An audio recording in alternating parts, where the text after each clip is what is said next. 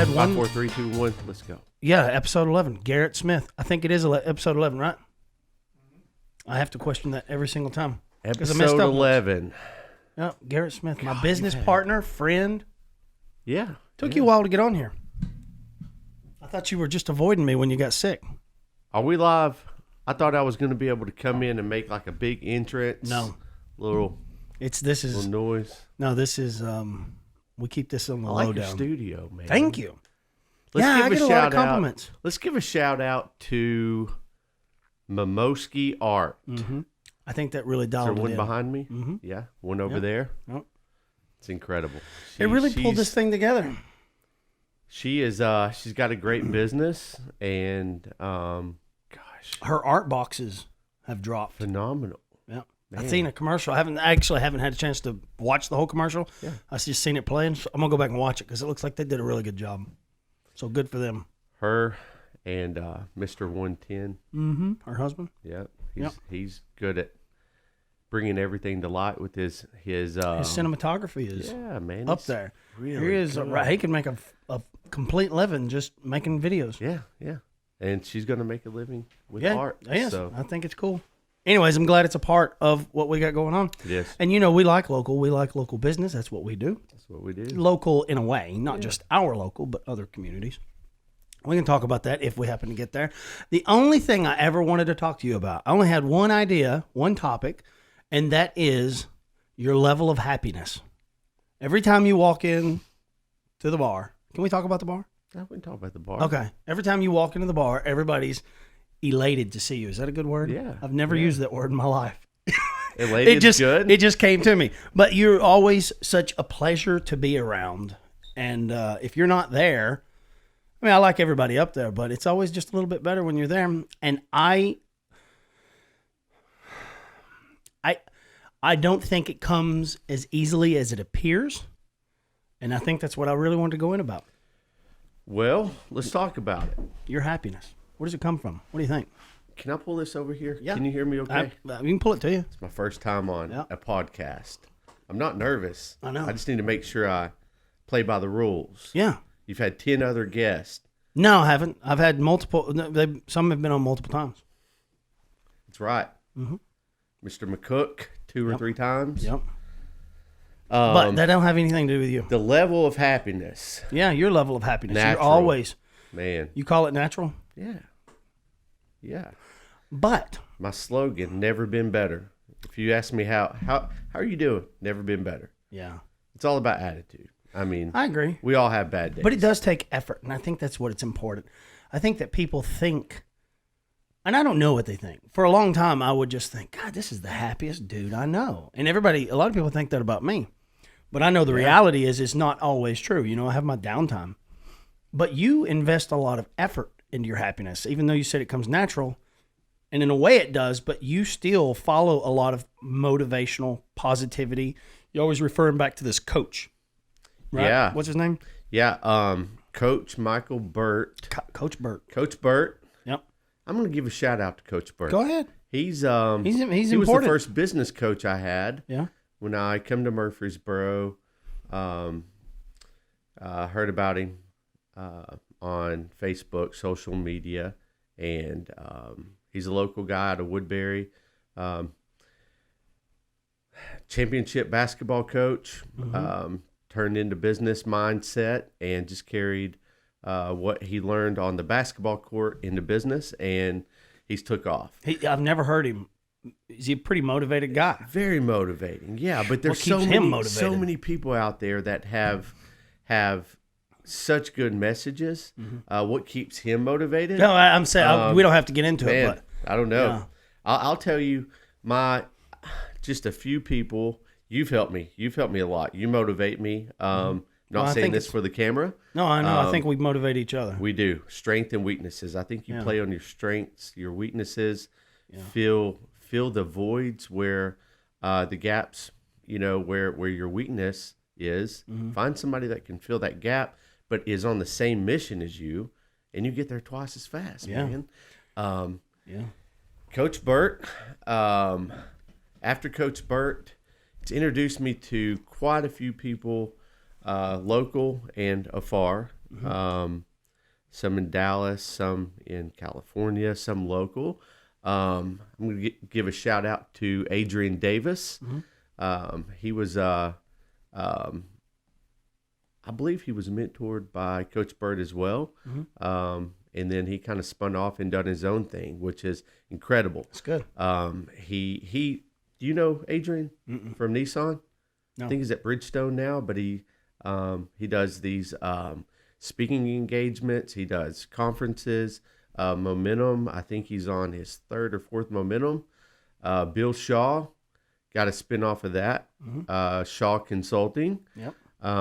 So there's just a whole string of you want to be around like-minded people. Yeah, I guess what I'm trying to say is it doesn't come as natural as it appears. It's therapy. You're always seeking, because man, just to stay motivated on your own, it's just not possible. I mean, people have to take a drug, and I guess I think I don't know what I'm just trying to go for it. I'm trying to say that, man, so many people are unhappy, and I'm saying it requires effort. It's easy to be miserable. Yeah. It requires a lot of effort and work to stay on some level of happiness. What did they say? It takes a lot of more muscles to frown than it does to smile. I guess. Is that right? I don't know. I don't know if I believe that. Does it? I know it's so hard. I mean, I'm not using any muscles. You're smiling. Am I? Is the camera on you? I don't know. I mean, he's got a yeah. You had a smirk. Yeah, I guess if you wanted to frown, I guess that would be difficult. But to show no emotion, Anyways, I feel good. You put off a really good vibe. And I look at, everything is an exchange, almost like energy is a currency. And you're not the type of person to just take. That's why you say, never been better, right? Is that your slogan? Never been better. Because nobody gives a shit. They don't want to hear you. Everybody's got their own problems. I tell you, even if you're having a bad day, I'm the same way. I just kind of, I'm good. How are you? And then I make a joke. Doesn't matter if I wasn't good. Nobody wants to hear it anyways. Right. Everybody's got their own problems. Everybody has their own problems. Yeah.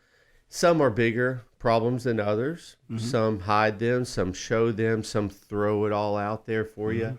Let me tell you, I love it when people just are positive, but open up to you, I mean, we all have problems. And I think when you have dinner with someone, you have drinks with someone, you're fishing with someone. I mean, what is your therapy? So if I could do one thing for the rest of my life, it would be to sit on a boat and fish. Yeah. And just talk.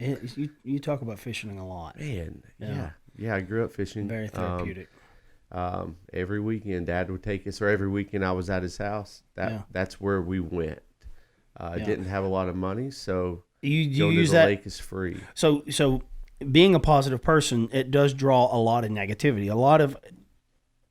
I'm not going to say a lot of negativity, a lot of negative people, but I'm saying people want to be around you, right? And they may not be as positive. You really got your life in order in a lot of ways.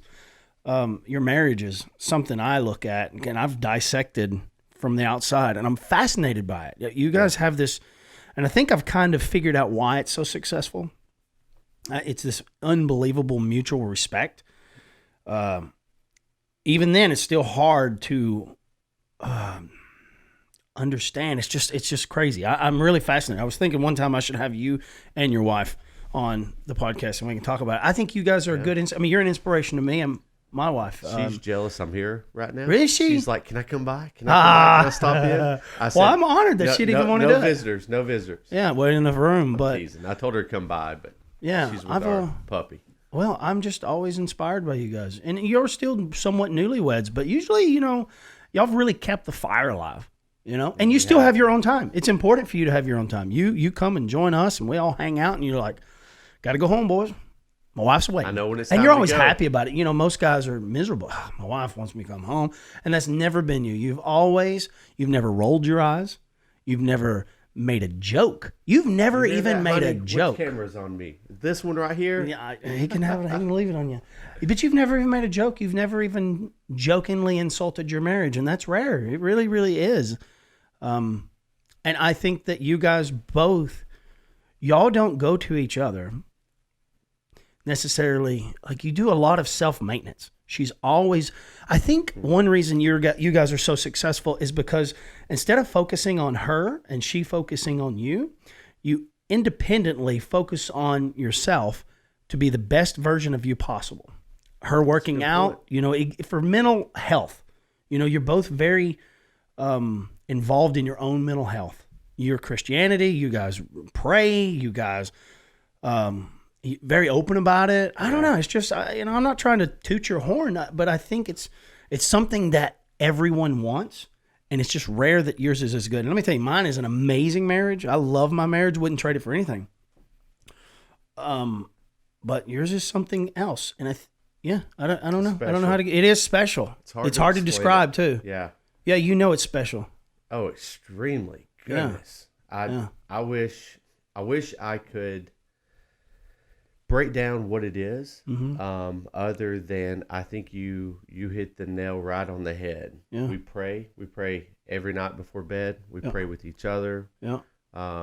Very open in our faith. And that helps. Yeah. Helps a lot. Yeah.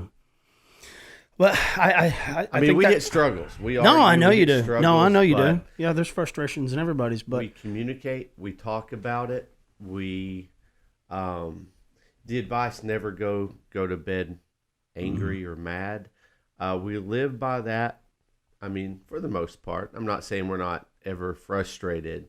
We say, "I love you," and then but you get to the root of anything that's any problem. Well, I don't want you to get out of focus either. You're all over the place. Go this way just a little bit because I don't lock the focus on that. I think that's another key. So we, I always use the term "nip it in the bud." Maybe I overuse it, but it's so important. We let things go. We get frustrated and we just let it go, and we let it build to the point that we fight. We end up in a big fight. Or we end up generating resentment for the things that we would have said. But you guys really, I think you like you said, you resolve it every night. Or if there is an issue, you don't let it linger. You have enough self-respect to say, hey, listen, this is bothering me. Yeah. Right? And that's another one. And these are the things that my wife and I are practicing. And it's something we had never done was, okay, there's something unresolved issues. Right? A lot of relationships, unresolved issues come up once you get to drinking, you lose your inhibitions, or just, over time. Ultimately, you guys are really good at resolving little issues. You don't let them go. A little problem stacked on top over and over and over becomes a big problem. It's true. And I think that's really the secret. We're not taught how to communicate. We really don't.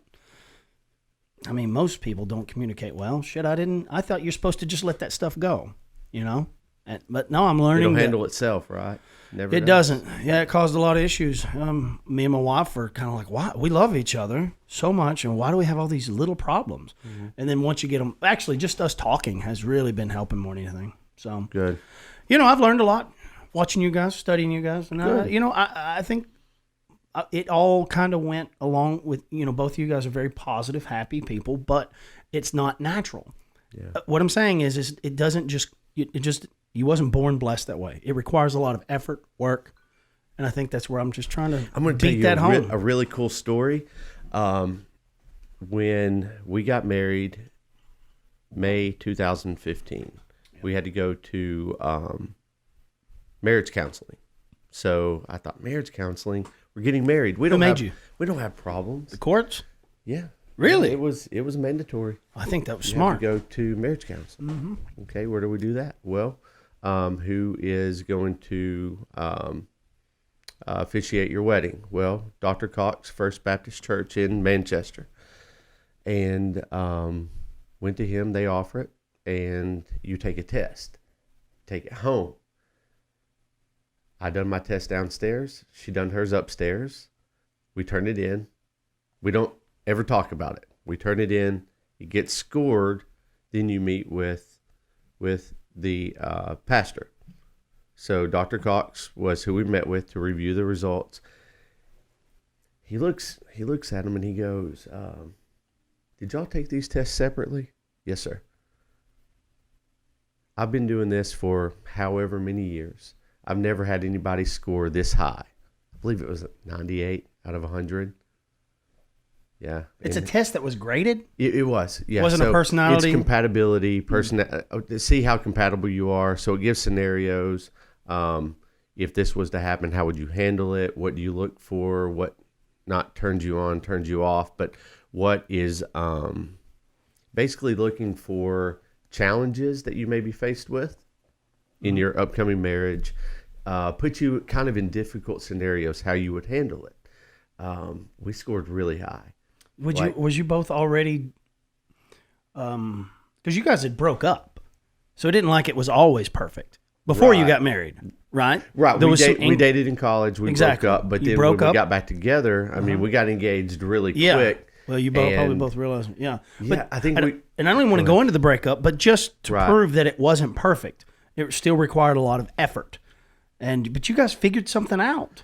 Well, we So you went into marriage counseling Yeah, and found out, hey, we're perfect. well 98 out of 100. Yeah, that's pretty close. Can we round up? Yeah, yeah. That's an A So in we my said book. no, and he said, "Well, I'm not sure he really believed us." Yeah. So we review the test, and he just says, "This is where you all agreed on handling situations, and here's where you disagreed, and really y'all did not disagree very much." So I don't think he really believed that we took it separately, and we did. Well, maybe And you so- guys are a phenomenon and not a good example for me to use. No, man, I truly believe we just understand each other. Now, for the record, we did date in college, and whenever we graduated, it was time to either get married or go our separate ways. We just went our separate ways, and I tell you what, I looked for that Carly for the next X amount of years. I could not find her.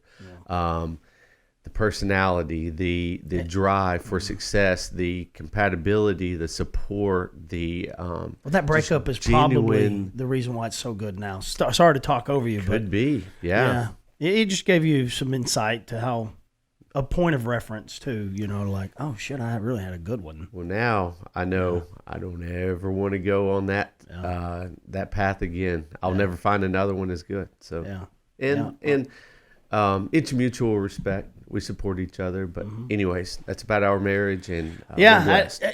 For me, I was just thinking, because I don't think I've ever talked to you about it in this way. I've mentioned your marriage, and I'm always like, wow, you have a really interesting marriage. It's unusual. But I had this feeling that it had a lot to do with personal responsibility rather than holding her accountable or her holding you accountable. And that tends to be the problem with marriages. People want the other one to change, and it's just like, you guys accept each other who you are. That's the way she is. I'm okay with it, and that I'm not pointing anything out in particular because you never complain. Right. And then we can move on from this, but it's I think it's helped you to be more successful in life. You're a natural salesman because people want to be around you, and you are a salesman. I mean, that's in a way. Yeah. You're in sales. You're not a salesman, like a door-to-door salesman. I guess you're at the higher echelon of I'm sales. not selling shoes like Married with Children. Boy, you could. You could, and you'd be good. Hey, you got to do what you got to good. do. Yeah. You got to do, if shoes are your passion, sell shoes. Yeah.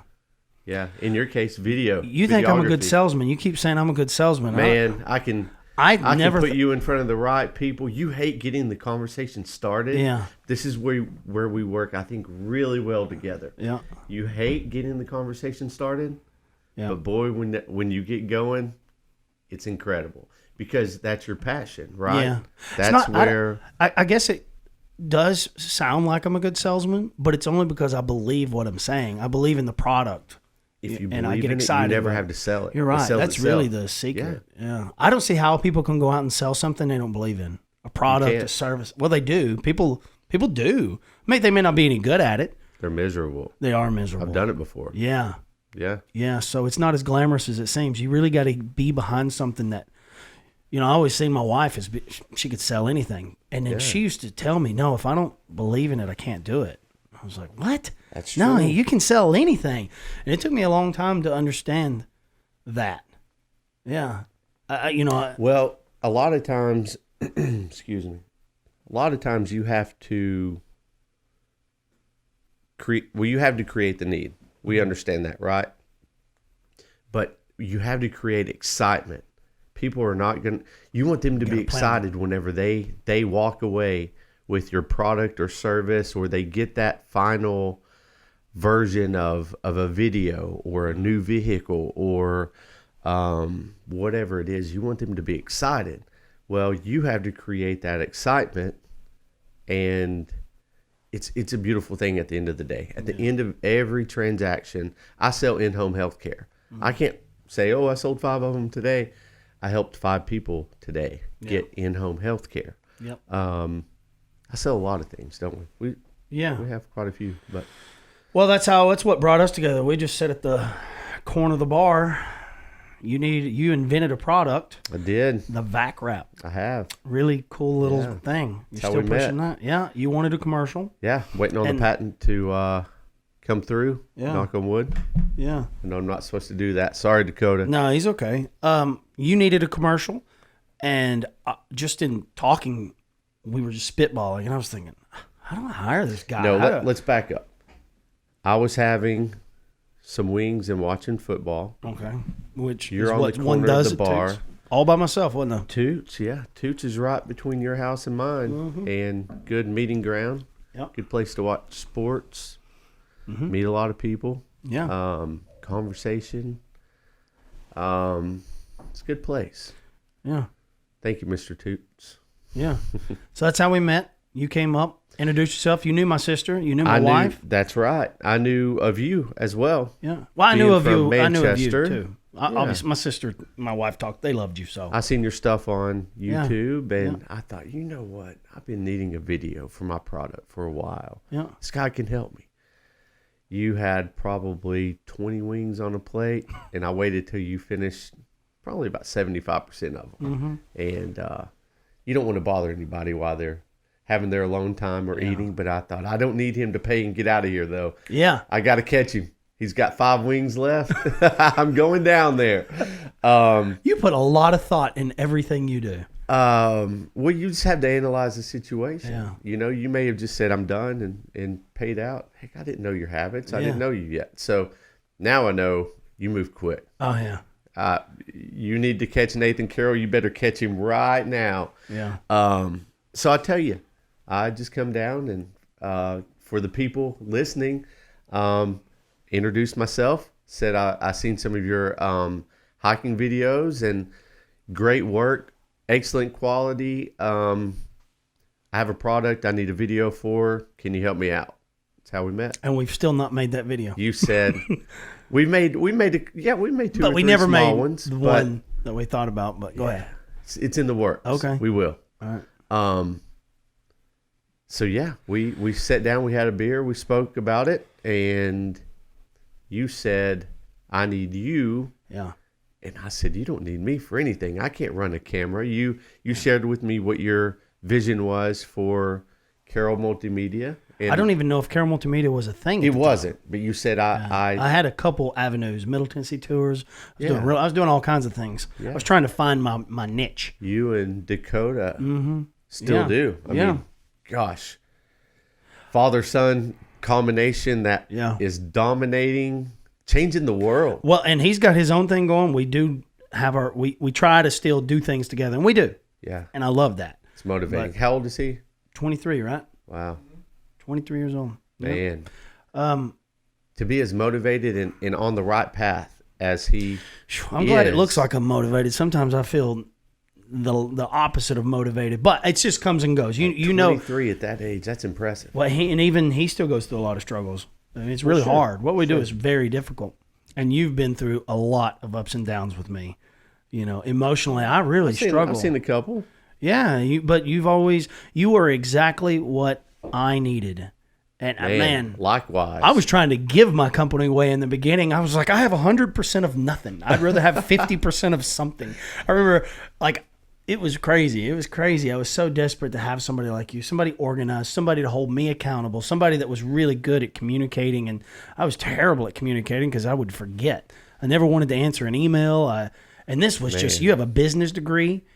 What we have is, I would have never wanted a partner in my life. My dad had convinced me partners were not the way to go, but this is something totally different. It's 100% out of respect. My only fear is that I'm going to disappoint you, and yours is as well. Oh my gosh! Like, likewise. Yeah, I apologized I know. to you yesterday for something where I thought I dropped the ball on something. We won't go into detail. You're like, man, don't worry about it. It is such a weird relationship we have. Yeah, I love it. I was like, golly, man, if I can figure out these few little things and then we can really invest, we have some ideas. We're not going to talk about it here. I like to give things away because I want everybody to be successful. Sure. Let us build our model first, and we'll see what happens. Actually, a whole thing, I was convinced a recession was coming, so we were kind of building a thing around that. I'm not sure it's not. Yeah, well, we're on the heels it's coming. of it, it's definitely, it's got to happen. It's just part of the cycle. But I was wanting to capitalize on that, to help people invest. Sure. But anyways, that got postponed. We just keep trying new things. You've gotten me into Calsonic, which is now Morelli, and I've just been really happy. Man, honestly, I didn't do that much, though. Yeah. I'll tell you what. I'll pay you later. Well, I just wouldn't be doing this to this day if it wasn't for you being involved. I was at a point Likewise. I couldn't scale what I was doing. And then I'm at another point that I can't keep being the product, and we're working on that. We're finding our way. Answers. Yeah, we're into tourism. We're into all kinds of stuff. Yeah, I love it, and we still have regular jobs. That's what's awesome about it. We don't even depend on this. This is just for fun. Hobby. We're making money having fun. We are. This podcast is just for fun. Is a hobby as well. Yeah, just to have some kind of creative outlet. I mean, we had so many great conversations. I just thought, hey, let's start recording a few of them.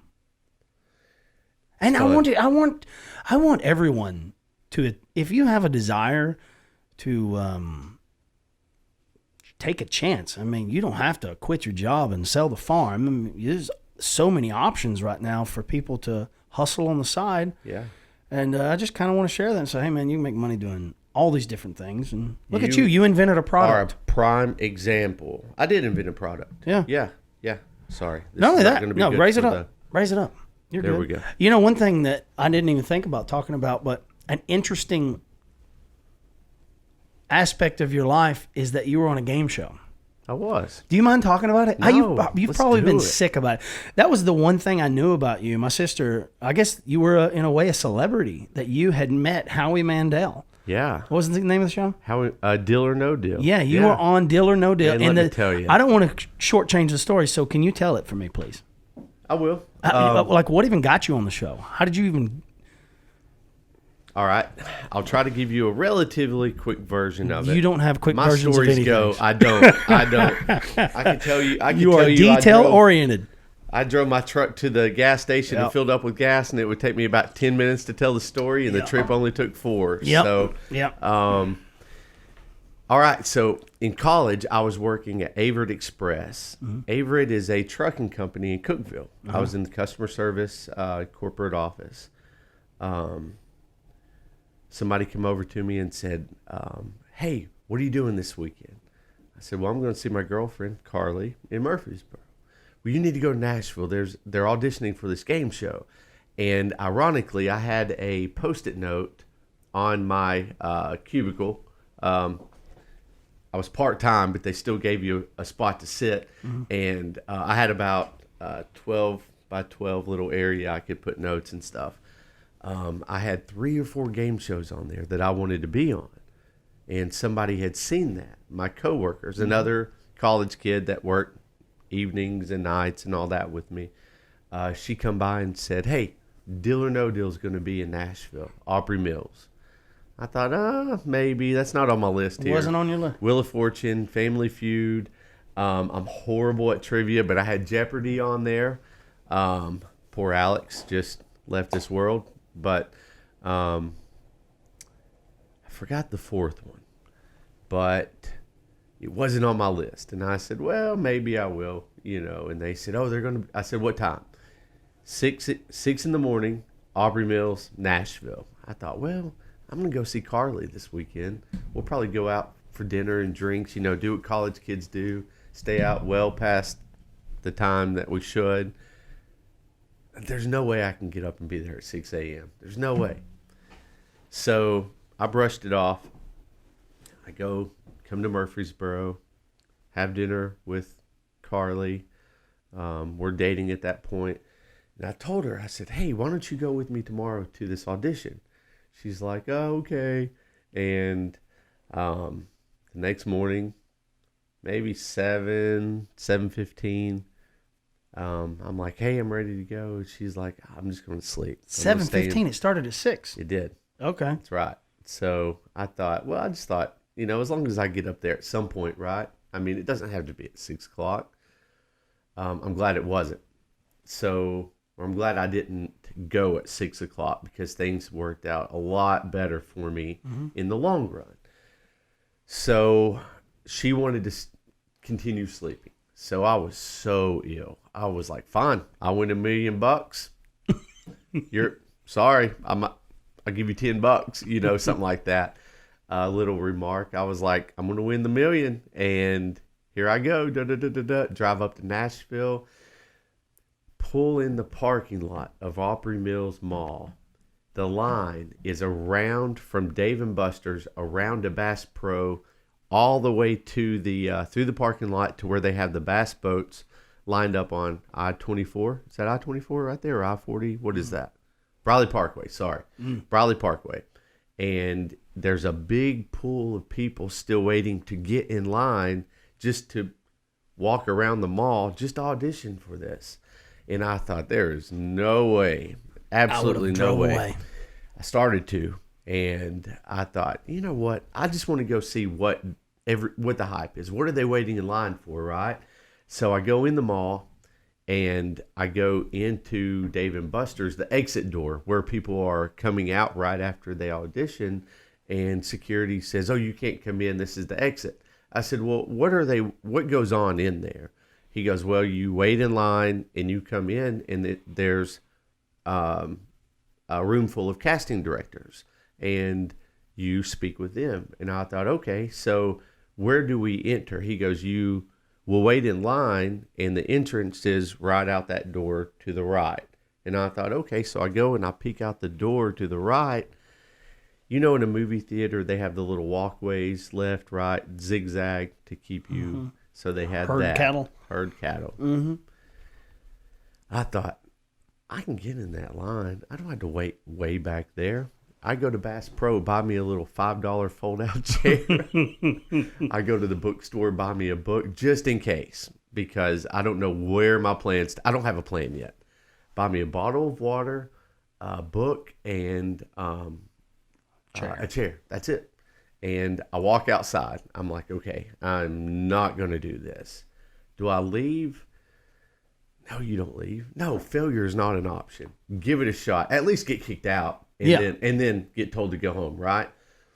So I go back to where the cattle lines are, and I stand there and I post up for a minute, and I'm watching people, and I'm like, okay, it's really, really organized, way back by the bass boats, all the way around the mall. People are just standing side by side.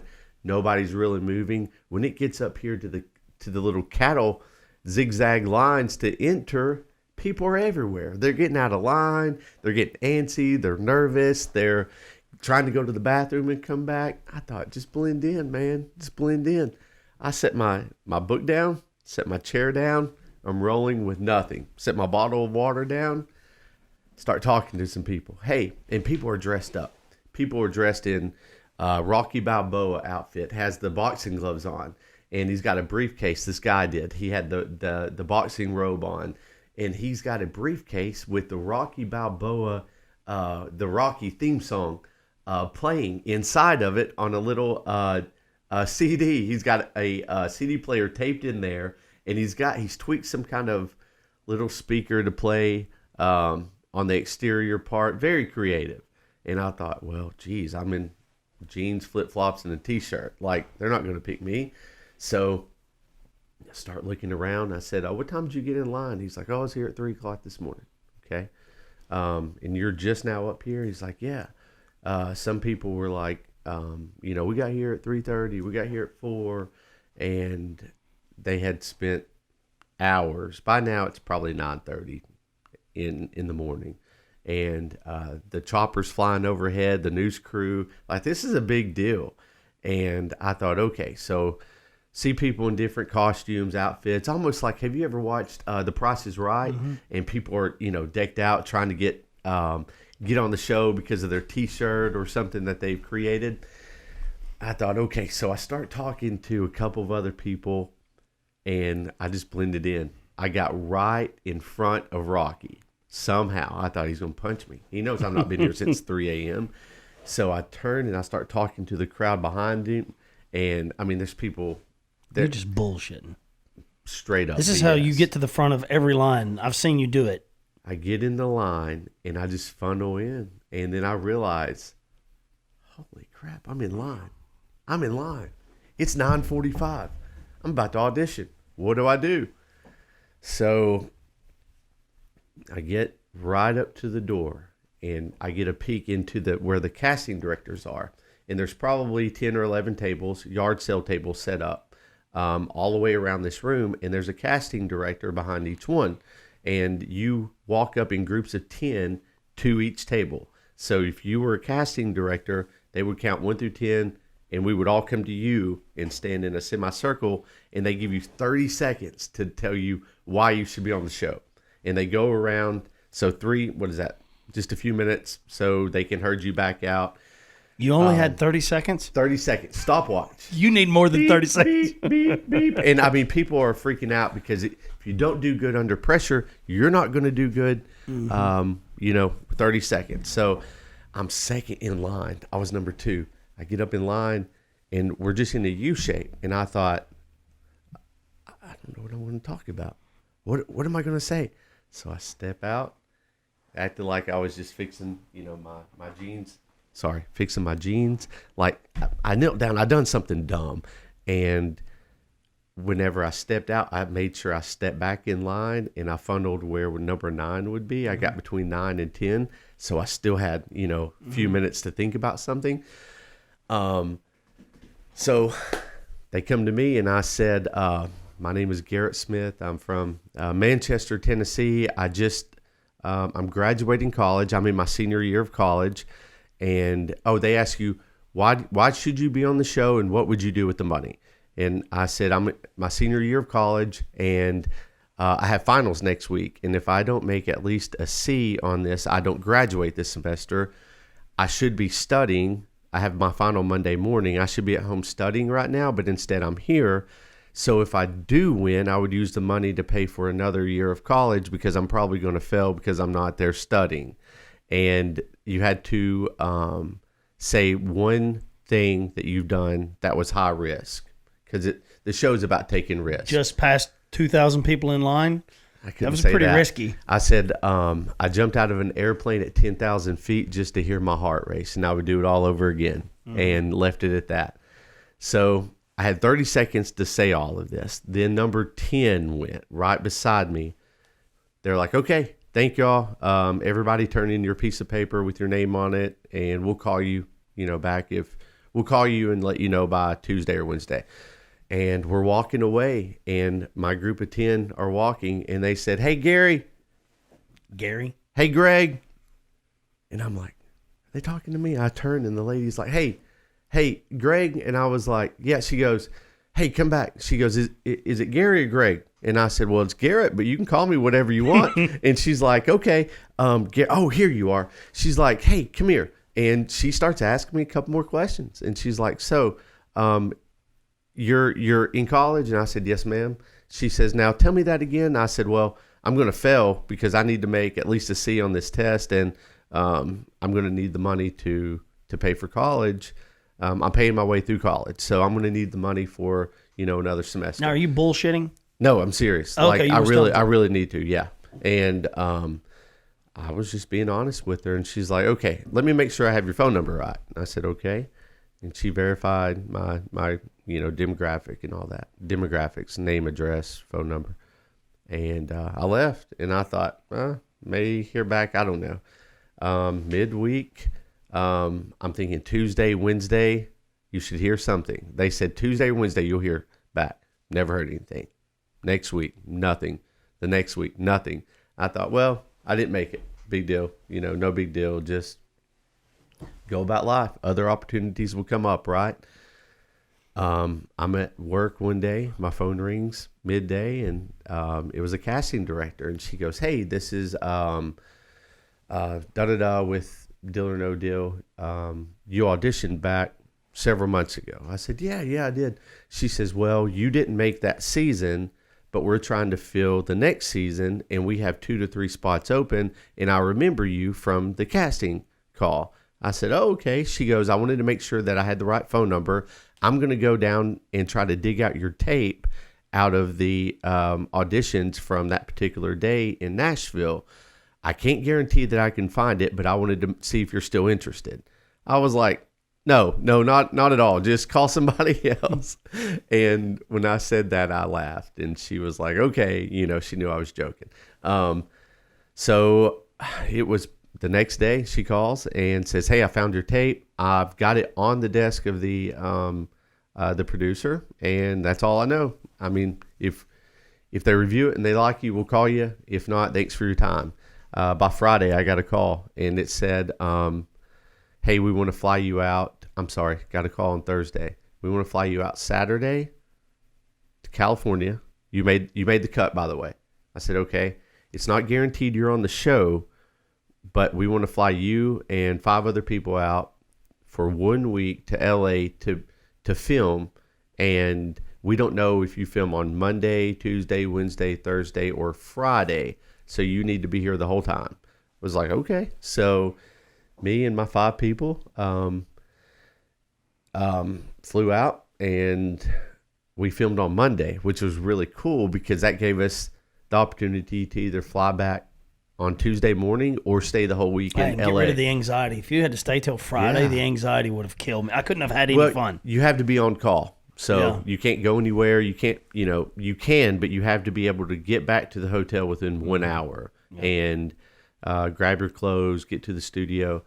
We filmed on Monday, and it was incredible. And we had the rest of the week to play. So, okay, but that's... You guys gave me. I'm gonna tell you, half there the wasn't story, one. right? No, wasn't half. That was you didn't leave out one detail. I knew you wouldn't. You're very detail oriented. You're a stickler for details, and it helps you in business. But the best part. Met Howie Mandel. No, that wasn't the best part. What was the best part? Had the $1 million case. Picked the $1 million case. Which was the number? 17. 17. Had the $1 million case. Yeah.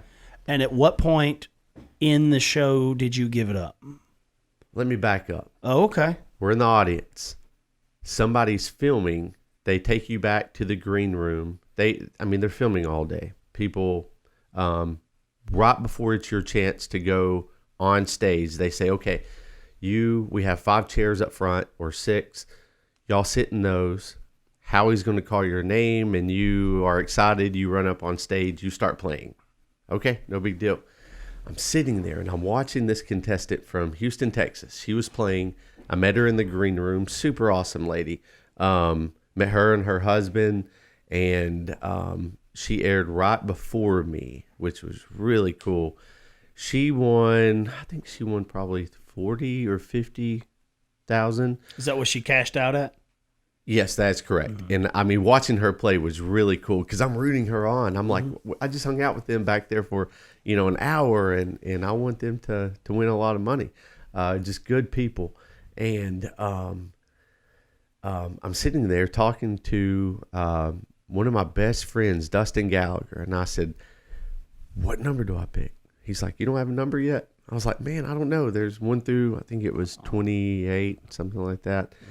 And they practice where the ladies walk over that from the back, and they're carrying their cases. And I don't know. I just judged it by which model. You've got nearly 30 models. That's the up one there. that stood up. The one stood out. I guess not the number. I just said. He says 18. I said, "I'm thinking 17." Guy talk. I'm thinking 17. Just joking. I had not set my I wasn't confirmed that I was going to pick 17 yet. I wasn't sure. But since I told him 17, before I knew it, they called my name, and I'm running up on stage. Howie Mandel's there. You don't hug him. You don't touch him. You bump fist if you want to. He invented that, didn't he? I'm sorry. No, maybe. Yeah. Yeah. Go ahead. I guess he that was it. That's just what he did. Mm-hmm. Bumps fist. He's germaphobe. Germaphobe, big time. Yeah. And I bumped fists with him, and before I know it, here they come. And they're not practicing. I had to pick, and I said 17. He's like, 17, come on down, and she laid the case. She was probably grateful. She's done. Everybody wants to be the first to be picked, so they don't stand on those damn high hills. That'd be a terrible job. For a couple of hours. I mean, it took 3.5 hours to film 30 minutes of television. For you, 3.5 hours? Yeah, 3.5 hours. No shit. Yeah. That was 3.5 hours of going back and forth. Were they just trying to get content? Well, they paused for commercial breaks. Yeah. And oh, yeah. But it's not a real commercial break. They're just doing it for the show so they can splice in a commercial. How long do they pause for? A few minutes. Oh, really? Everybody gets a break? Enough for you to stay where you are. They bring water. Water's up to you. Howie disappears. Mm-hmm. It seemed like it's hard to gauge time when you're that excited. Yeah. Seemed like a few minutes, 3 minutes, 5 minutes, and then they're like, okay, here we're going live. They build audience up during that 5-minute break, though. We'll call it 5 minutes. They bring out this portable basketball goal, and they throw this basketball to the crowd. They move around. People get to shoot it. Mm-hmm. They do fun things, get you hyped up, keep the energy going, and then before you know it, when you see Howie approaching the stage, game on. They don't let him stand there for no time. Picked 17, played the game. Offers were, going up.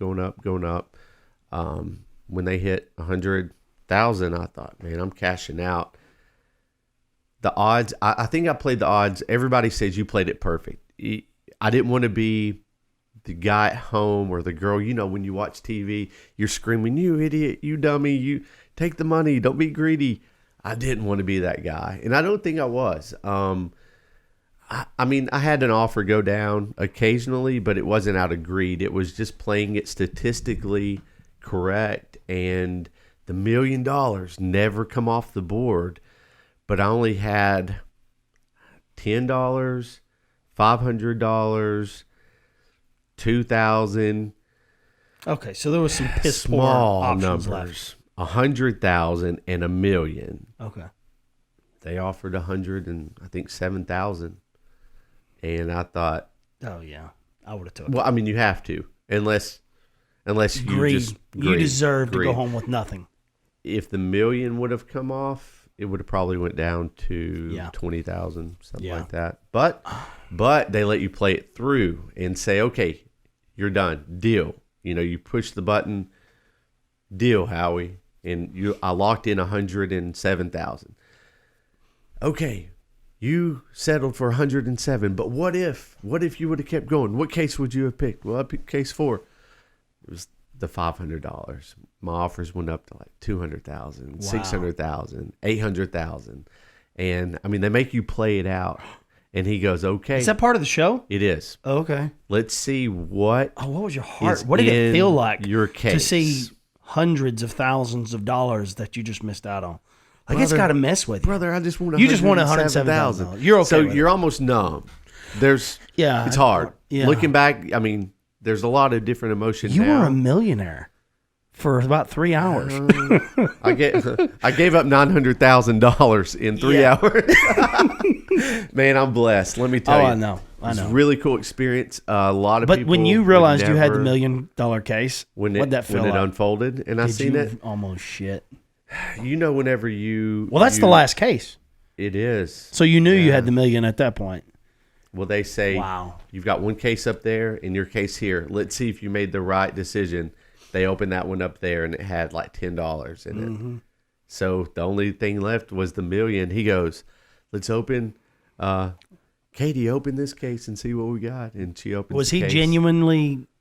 like excited, you know what I mean, or does he not even care? Was he surprised that the $1 million was in there? Yeah, I think so. I mean, because it doesn't happen a lot. Yeah. It doesn't happen a lot, and I don't know the history of the show. At that point, I think I was the second or third person to ever pick it, and I don't know if anybody had won it yet. I think maybe one had won, but that's it. and so it was still relatively an early show. Now I think a lot of people have. Oh, is that show still going?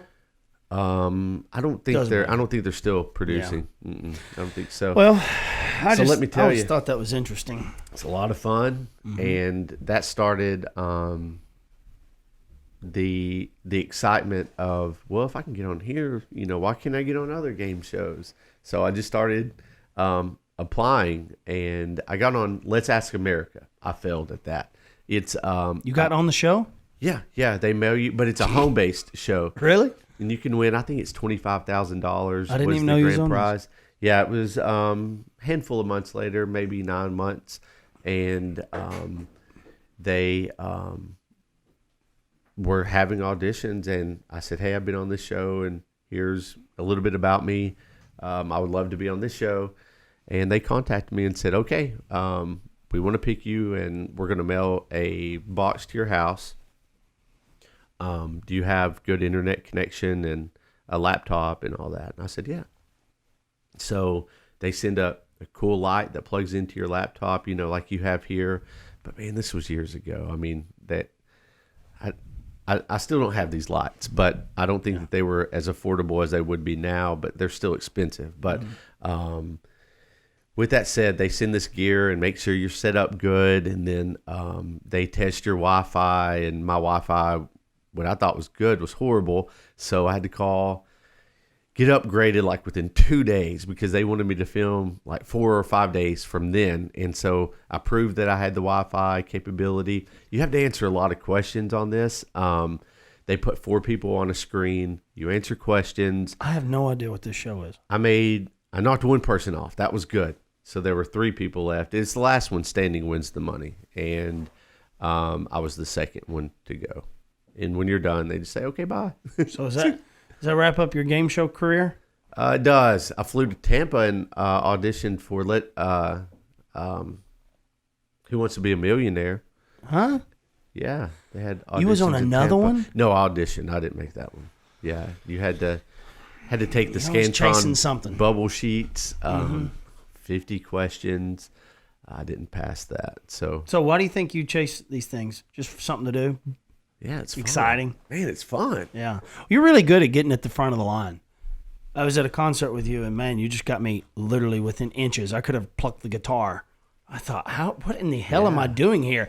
And that was after we got kicked back, and then you got us back up there. Yeah. You just act as if you belong, and people don't challenge it. It's pretty incredible. That's the way it goes, man. I mean, I can get away with You've some done it. stuff, but no, you're really good at it. Like you Walk fast. Just walk. I'm serious. That's walk the fast key. and don't make eye contact. Don't or do make you? eye contact. Look down. Act like you're talking to me and you. Serious conversation. Yeah.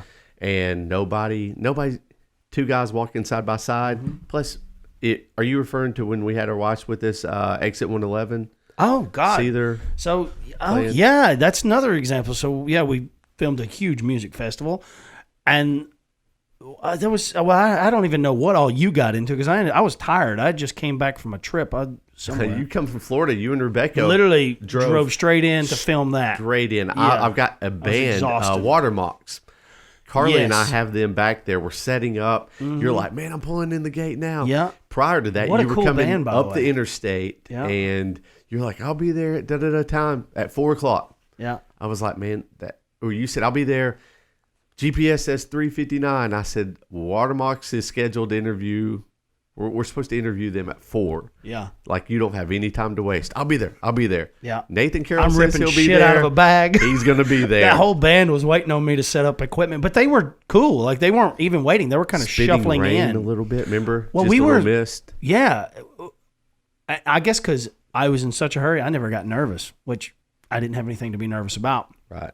But it was a really cool experience. And then I realized the entire media crew, like, there's a huge, like, we were the first ones. We got a whole bunch of time with them, and I think they really enjoyed the interview. We got to do something with that interview, but that was really neat. But then, yeah, later that night, or another, I don't know what night it was, but we there were literally a couple of days. up on stages. You just walked. I mean, we had media passes, but not to be in the places you got us. Yeah. You did really in my well. defense, I just acted like they were, that it's all a cart. We can full range wherever we want to go. Well, that's another thing. I don't know Yeah. how much of this we should say, but so our media passes, what was the options? You could be You could be press or media, but they only allowed one media. per company. Yeah, per team. Right. And we were all media except for one press, right? Yeah. And somebody said if the people there would have found out, they would have freaked. Yeah. It was really cool. lucky. But you got us that. I mean, You negotiated that. it was lucky. I was lucky dog. You don't mind asking. It's Yeah. pretty incredible. And I find myself, I was up on stages looking out. I was thinking, holy shit, I'm not supposed to be up here. Just walk fast, keep going. And Talk to each other. Nobody wants to interrupt anybody. no, yeah. Especially whenever, we were rolling 4 deep. And Yep. so nobody's going to be like, oh, hey. If we weren't talking to each other, we're open for conversation, right? If we're walking just like this, well, Yeah. hey, yes, sir. Yeah, if you yes, look ma'am. lost, they're going to. Yeah. Right. No, me and you talk like, yeah, man, I had that piece of equipment and I don't know where it went. It was on the truck. Yeah.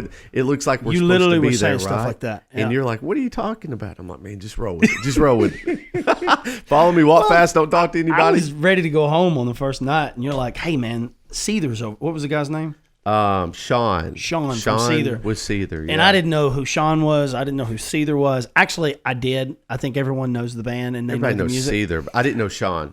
I wouldn't know him if I was standing next to him. Well, I was about ready to go home, and you were like, "Hey, I've set this up because you met you got to know the manager of Watermarks." Mm-hmm. Anyways, you're just a hustler and communicating and making things happen. I'm too impatient. I pull up and forgot see a how that line. I worked. pulled up to the bank today, and there was 3 people in front of me. I just drove off. I wasn't waiting. I just don't have any patience, and you do, man. And you were like, "Hey, I think I can interview Sean." Yeah. And I was like, "Whatever. There's no way." I didn't know who this guy And was. sure enough, here he is with an entourage of 20 people. Yeah. And I didn't even bring a camera. I didn't even want to film it. I thought this ain't going to happen. And literally, we broke out a cell phone, and I turned on my flashlight to put light on it. And that's how Yeah. we got the interview, was with 2 cell phones. They didn't want to give that interview, though. did He was they? cool about it, though. Well- And then I go home. You end up going on stage and partying with him. It was crazy. Yeah. Yeah. Were you not with me? No, I went home. That night? I found out that you and Carly went up on the stage. Y'all hung Yeah. with Watermark. Is that the name of the band? Watermarks. That's right. You weren't with Watermarks. us that night. The next night was I have no that idea. other band that we, don't even know we what- jammed with. Well, then you tried to get us in to hang out with Guns N' Roses, and that was not happening. was And a I'm gonna flop. tell you, I watched you hustle that, but they weren't going. No one was getting in to see. You Guns can't N' win Roses. them all. but I man, was we amazing tried. trying. We I would have been tried. embarrassed if for some reason I would have just been embarrassed. And you're just like, no man, we're gonna like you have nothing to be embarrassed about. You can't help. What are they going to do? They weren't going to exactly. throw us out. Yeah. I mean, we had passes. What a great experience! said I don't think I'm going nobody. to any events without you because you're going to get us where we need to be. Man. Yeah, it's cool. You just believe. Well, It's amazing what you can right. get away with when you confidence. believe. Yeah. Just try it. I mean, hey, what did they say? No. What happened then? We got to watch them from side stage. It was incredible. I think it's why Great you show. It's like you use that same ability to get into any place. Yeah. You if you believe in something, God, you're going to I'm get in so there and sell it. confident in me, though. Man. I watch you do things that aren't normal. And things that I would have been embarrassed to try. Yeah. You have. I wouldn't say no shame. You're just like, yeah, let's go do this. And Just act like you but own you, it. I think that's one reason you've been so successful in business. You just go and do it. We have been. Yeah, but you too on your own. Yeah. Yeah. Well, it's tough when it's your own product. When it's your own. Like you believed in other people believed in my videos more than I did. Yeah. Like I had a hard. You are. Why is huge, that? I don't know. Why is that, you Eric think? Garcia was on last week, and he was a big reason why I was moving my price up. But then when I got to know you, you're like, no, man. I don't know. I was like, I don't even want to talk I about heard that money was a right good now. interview podcast last Yeah, week. it was Bill 3.5 Shaw told me hours today. long. Yeah. It was. He's coming back on. He wants to be more regular. We're going to not talk about so many things at once. We're going to kind of dive in depth because we have opposing views. And anyways, it's a pretty interesting conversation. But he really encouraged me to believe in myself. Hey, man, you got to understand your own value. This is like a 20-year-old dude saying, if you don't understand your own value, no one else will get it. Right. And I guess I appeared like I had this confidence, but when it came to charging, I always shortchanged myself. And my sister does it. We're just bad about that. We had this conversation about a client 2 hours ago. Yeah. You and I did. And, you pushed me and convinced me. I remember there was one deal that I don't want to talk about dollar amounts. Yeah, right. But we're not talking about chump change. And I would have been, on a scale from 1 to 100, I would have been happy with a 20, right? I leave because I had something to do. I was shooting another video. I get a phone call from you, and it was like this insane. It was 10 times what I've expected, and you just, and that's why I knew I needed you. So when I met you, I knew it was important. You were good at what I wasn't, and that's why you were such an important That's how we part. started this podcast. Yeah, Know your strengths and weaknesses. and I knew my weakness. I knew I'm weak at a lot of things, but dude, you're strong in those areas. we definitely complement each other, and I think that's important. I never go in the front door when I'm trying to get some. Yeah, I go in the back door. I infiltrate, and I seem like I'm not a patient person. I see if it's worth having, if it's worth it, I can wait. I could have been a great spy because I could have lived in a place for years until my moment to pounce. But yeah, I always just kind of fit in, and I just wiggle my way in until I end up getting what I wanted to begin with. I'm very, very patient, but I always try to provide a lot of value because, man, listen, you go into a place and say, I want to do this service for you. They're going to dismiss it. They don't even know they need it.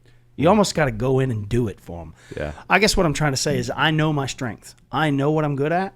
And one thing I'm not good at is walking up and saying, hey, my name's Nathan. Would you like to buy my service, product, whatever? I just can't do it. I can't handle the rejection. The opening. Yeah. It was the same way I dated. I never put myself in a position to get rejected. That happened to me one time. Yeah. And it destroyed me. I would never say any names, but there was a girl that was a lot older than me. A couple years in high school is a huge difference. Oh, and a Lord. buddy of mine That's convinced 2 grades. me. Oh, yeah. I mean, they're a different species at that point. Yeah. A ninth grader and a sophomore, a ninth grade boy, sophomore girl, or a junior girl. Sure. Like, those are two different, they shouldn't even be in the same school together. Right. Anyways, I had a crush on this girl. And my buddy was convinced, he convinced me that, he's like, I know her, dude. I'll call her. He was older than her. He was like, I'll call her. And I was like, no shit. Yeah. He put her on the phone. I'm talking to her, and the conversation's going great because he had already built me up in my mind that I could definitely go out on a date with this girl.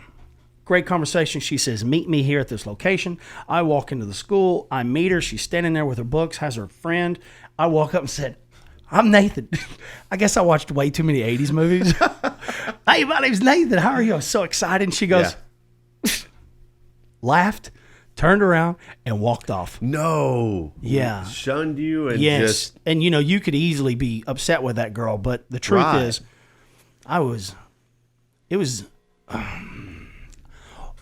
how arrogant am I to think that I could go out with a junior as a freshman? It was always in a state of denial. I was covered in pimples. I hadn't developed. This was a full-blown woman. Yeah. Yeah. What was I thinking to think that I had a chance? Like, what I'm saying is that I just thought it was very arrogant of me for even trying. What were you, 14? She No, was 17? I was a freshman in high school. Yeah, it's about 14. Is it really? Yeah. Well, I could drive. I was Typically 16. I was 16.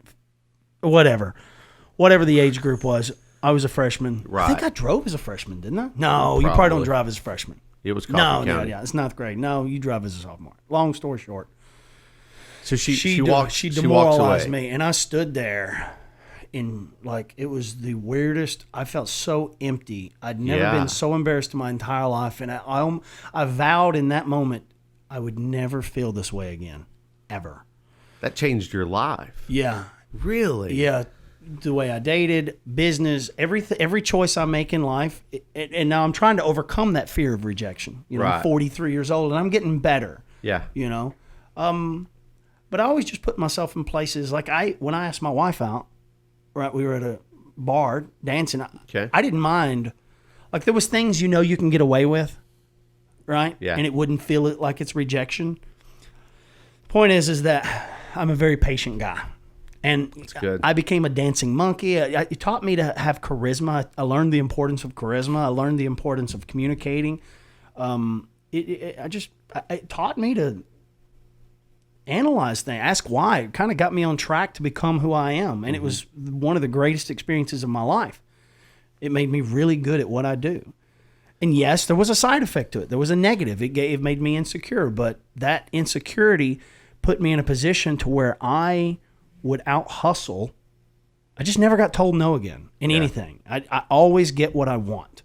We're not naming names. No, I would never say anybody's name. Do you think she'll ever watch this podcast? No. And think, surely not. That dude's so successful. Maybe. We actually became friends. In a way, Yeah. indirectly. She was very nice to me. She was a very nice person. She is a wonderful mother.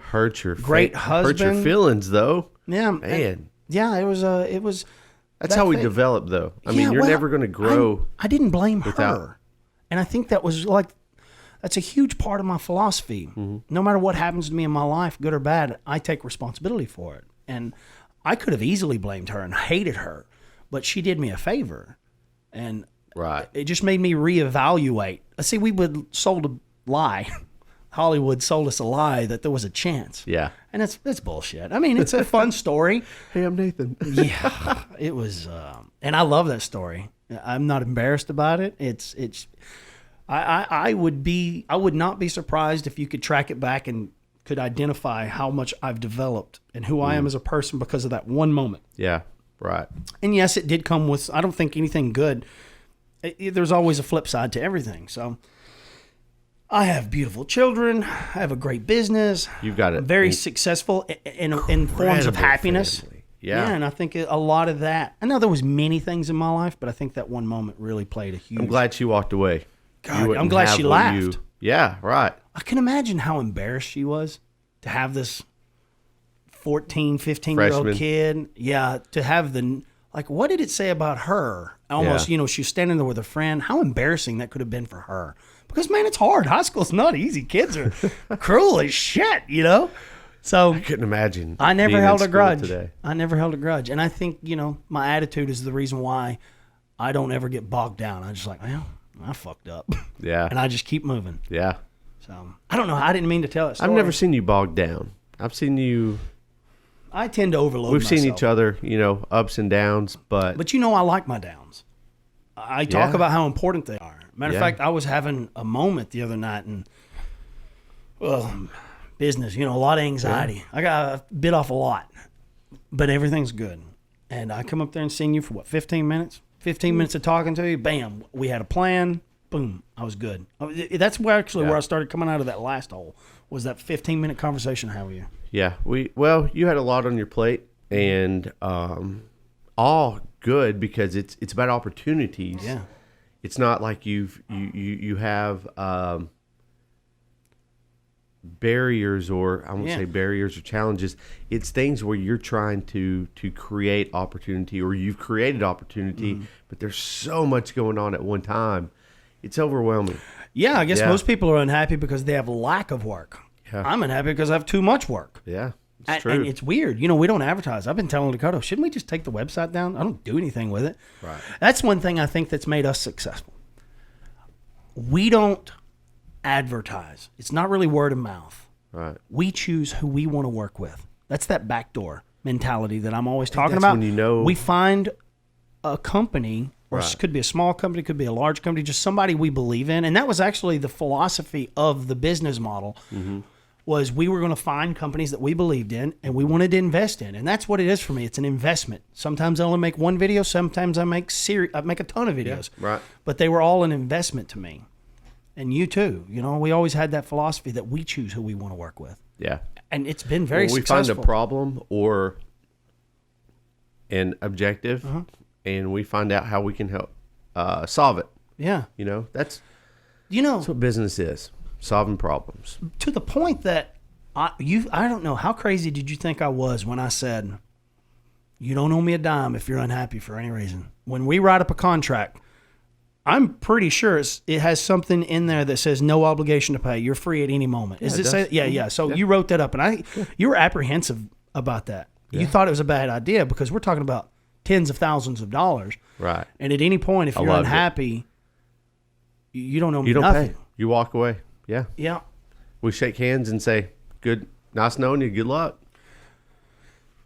It's that, I think, is another. I think, there's no one reason you're successful. And when I say successful, I'm not talking about money. I'm talking about happiness. Yeah. Right. Right. And the Correct. money's just part of it. The money's going to come if you enjoy what you're doing. It's Right. it's incredible how easy it is to make money. It really is.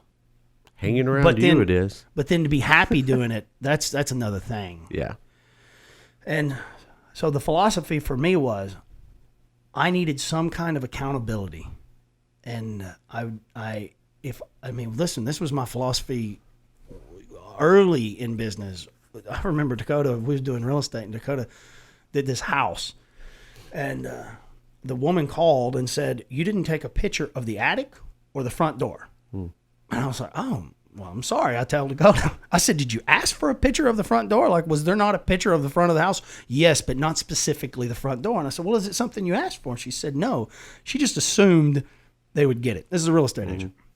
I said, well, I'm sorry. Well, I'll send him back out and get the picture. She said, no, don't worry about it. I've already taken it myself with my cell phone. I said, oh, okay, well, that's fine. Well, just disregard the invoice. And she said, no, I'm paying. I said, no, you're not allowed. Yeah. You're not allowed. Now, that did two things for me. One, But you still delivered yeah, she got the product. the product. Yeah, didn't at free. Right. And she wanted to pay. I said, no, Wow. in my mind, she was a bad investment. And I didn't want to invest any more time or effort in this person. I found someone else to invest in. But, so I don't have any resentment to this person. We just weren't a good match. Right. Right? Somebody else may have been a better fit for her. Yeah. It just wasn't me. Because you got to give me a chance to fix Still it. delivered though, right? Oh, absolutely. It's free. But Yeah. so two things happened there. One, she could never say a negative word about me other than he Exactly. didn't take the money. Yeah. And so I felt that my reputation was the most important thing. No one could say that I charged them for something. Right. And if anyone's going to get screwed, I want it to be me every single time. Yeah. And that's just the way I am. I want to figure out quickly who is worth investing in. So I'm not going to fight you over $5, $5,000. It doesn't matter to me because I'm looking for long-term relationships because, man, it's really, really hard to figure out how to please someone. Yeah. And so if you're having to do that over and over, starting new relationships, it's just I wanted something long-term. So when I look for partners. That's what we think of when we look for people to invest in. So yeah, it's easy to deliver once you have a good working relationship. And I still, agree. we've never been cheated out of a dime though. We haven't. Nope. Never. Now, two people I have not allowed to pay me. That was one. Well, there may be a couple. There may be more than two. But it wasn't. I just wouldn't bill them. I just thought they thought it was too expensive or whatever, and I just say, okay, well, I hope you enjoy it. Done. Good luck. Yep. And it's beautiful because I don't resent these people at all because I can't expect them to see my vision. Well, you might also be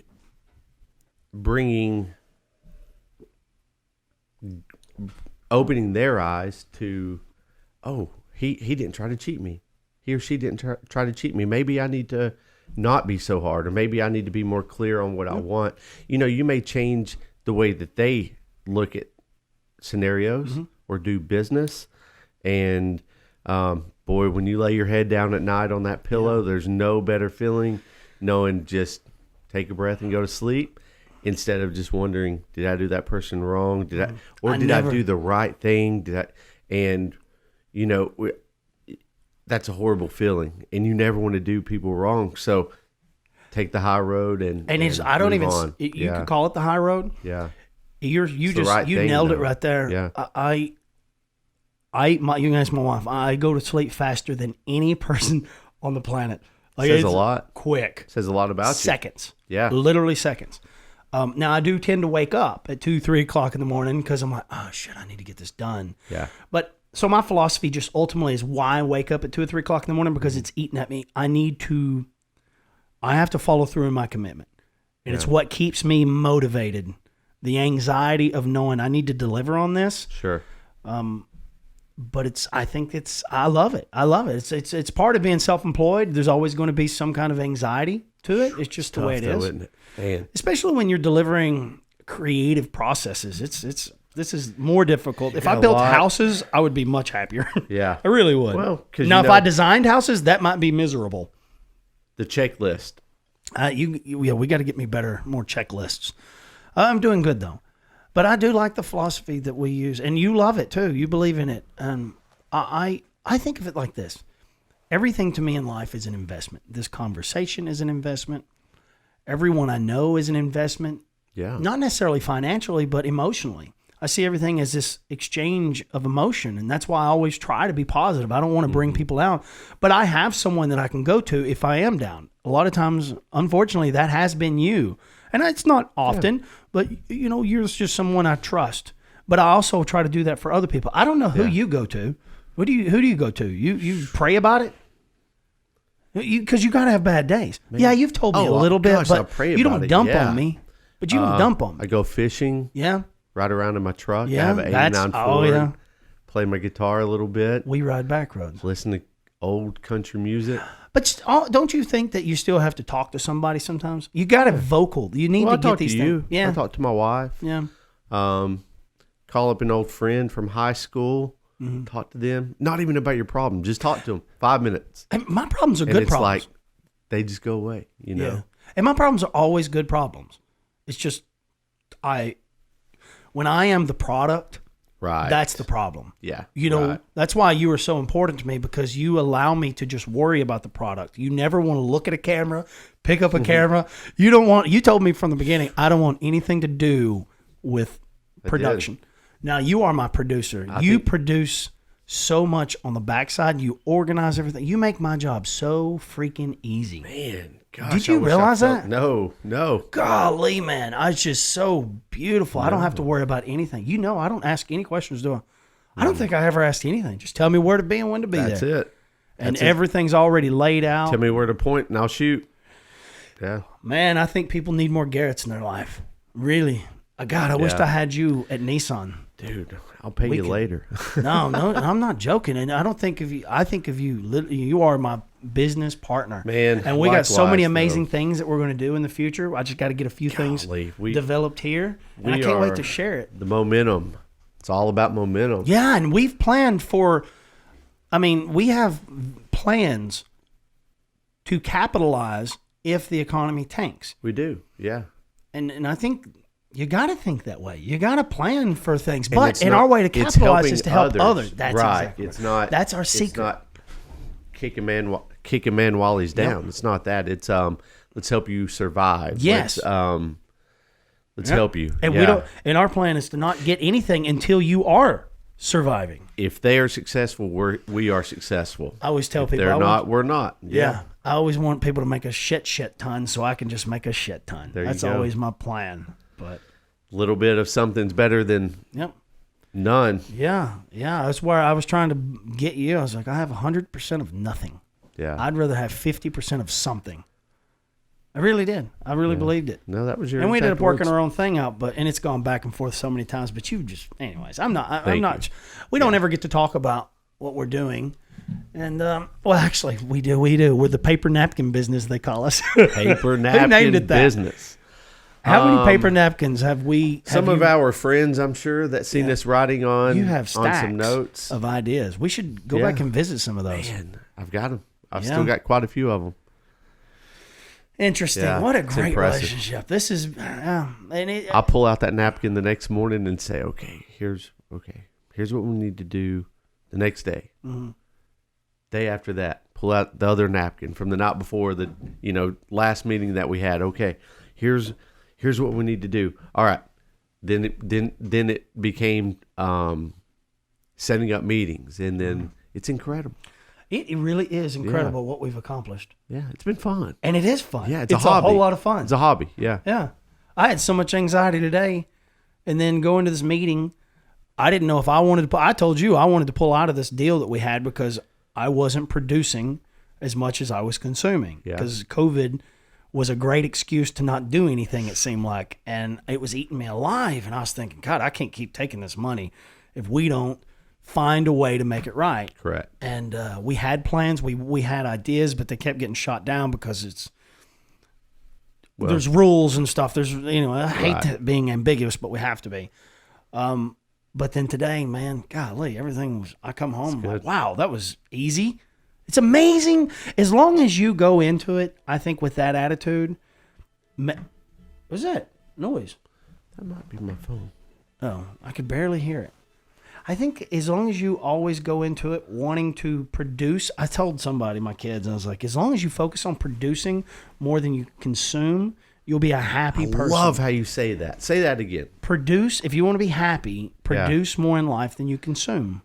I think that's our job on energy, this planet yeah, is to do that. Yeah. In this conversation, I can't just take from the people around me because they will eventually start distancing themselves from me, and you're like, where did everybody go? It's because you're just hard to be around, man. We all have hard days, but look, dude, you got to start making choices in your life, right? That allow you to be a more productive member of society. And so I told my kids, I said, if you can focus on giving more than you take, you will always receive more than you ever gave. Yeah. That's just how it works. It's just really weird. As long we focus on always providing more, and I always feel like I'm not delivering, and they come back and say, we have to find a way. We have to keep you. Your company's amazing. And I think, I'm not trying to brag on the company. I'm trying to brag on the idea that we have followed. It was, a cornerstone, and it works. Yeah. It's that simple, man. Try to produce more than you consume, and you will have a very successful business. It'll work out for everybody. Yeah. We got to get yours off the ground. Actually, you know what? I don't even care if the vac wrap becomes $1 billion idea. What you have learned from that process is invaluable. You can't buy that kind of experience from developing a product, then having the balls to invest a shit ton of money and getting it patented. Yeah. And you've done that process. There's so many scams out there that say patent this, patent that, and it's a scam. Yeah. There's a lot to it. It's not cheap. Research. I researched on my own and realized I can't trust anybody. I mean, I can't call the 1-800-INVENT. They'll take your money. Invent One or whatever it's called. Yeah. I called him back in college, and I told him I invented a heating pad for animals, puppies, cats, your household pets. And was you bullshitting? No, I was sitting on the steps of the BSU. No, it was a tech. It was the business building, whatever it was called. Talking to 1-800-INVENT now, or whatever that number was, where the caveman hits the rock, and they're like, if you've got an invention, call us today, and we'll get the ball rolling for you. And they were like, tell us about it. What do you have a prototype, or do you have you spoke to anybody else about this? It wasn't $1 million idea. It was actually, I don't even know if it was already invented or what, but they said, we'll send you a packet, and in that packet, they wanted money. Dakota, $200 or something. You've had some experience in this as well, haven't you?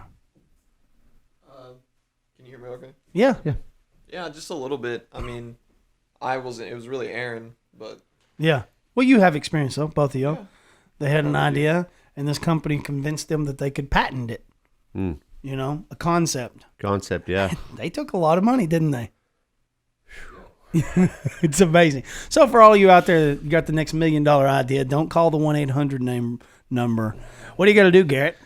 Call a patent attorney. Call Garrett or Dakota. You can help them get developed. So you went as far as... I would love to help somebody. Not only getting it patented, you got it produced. Well, it's produced, but the patent is still pending. Yeah. So, gosh, it can take 18, 24 months. And so everybody, to be clear, so this thing is the vac wrap. Garrett, I'm going to tell the story. Yeah. Because we got to get through it. Garrett was going out on a date, if I'm not mistaken, with your lovely wife. That's correct. And you went to go, you're a stickler on a clean car. Oh, gosh, yeah. It's yeah. going to be good. Yeah, you love a clean car. You vacuum and wash your car on a regular basis. More than the average Joe. So you went to use the nozzle at the free pay, whatever, it cost you $1 to vacuum your car, and you looked at the nozzle and you went to go vacuum your car and seen bubble gum and hair and all the nastiness.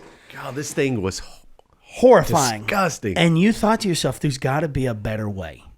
Yeah. And I wanted to see if I can remember. Yeah. You went home. You're doing really good, by Dreamt the some way. things up. Went to, I want to say like a craft store or Walmart and got poster board, right?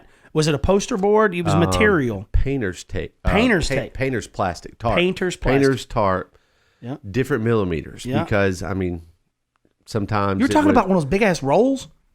Yeah, well, I bought the small one. Okay. Yeah. Okay. I mean, Okay. So they have different plies. $4 versus $80. You were trying to think of a convenient way to wrap the end of this nozzle. That's correct. Yeah. Convenient, I've efficient. tried nearly every material. But what's- from rubber, plastic, paper, cloth, you name it. Now, you did all this before you tried to patent it?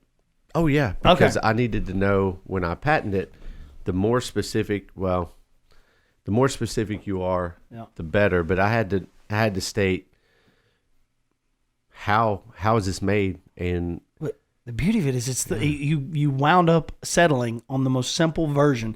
You look at it and I love how simple it is Yeah. because everybody else thinks that good engineering is the Rube Goldberg overcomplicated machines. Right. And you went through so many variations and ultimately settled on the simplest it's what worked. patent. It's what It's got worked. little Velcro things and you basically you can put it on without touching the nozzle if you don't like germs. Because man, how many germs are stuck to the end of one of those nozzles? I lost count. Yeah, it's Yeah. pretty nasty, right? And so yeah, you put this thing on, you fire the machine up, and it sucks the material into Yeah. the end. It's all self-explanatory. You did the art. Slide it up, suctions in. Yeah, you easily. vacuum your car cleanly. Yeah. It's really it's truly brilliant. You want to vacuum your child safety seat. That's your where consoles. so for me, I'm a kind of a dirty, don't give a shit. Look at my Right. Jeep. Yeah. Right. I don't even think I have carpet. I think I pulled the carpet out. I don't You're give a normal. shit. You're just well, normal. no, yeah, but if I got a really clean car, I like to be clean. But Yeah. my Jeep is designed. I could never keep it you clean. don't- You yeah. know the That's, stuff. We ride back roads and do dumb shit. Right. Like I come home the other night, a few weeks ago. You and I, or was I by myself? I don't remember.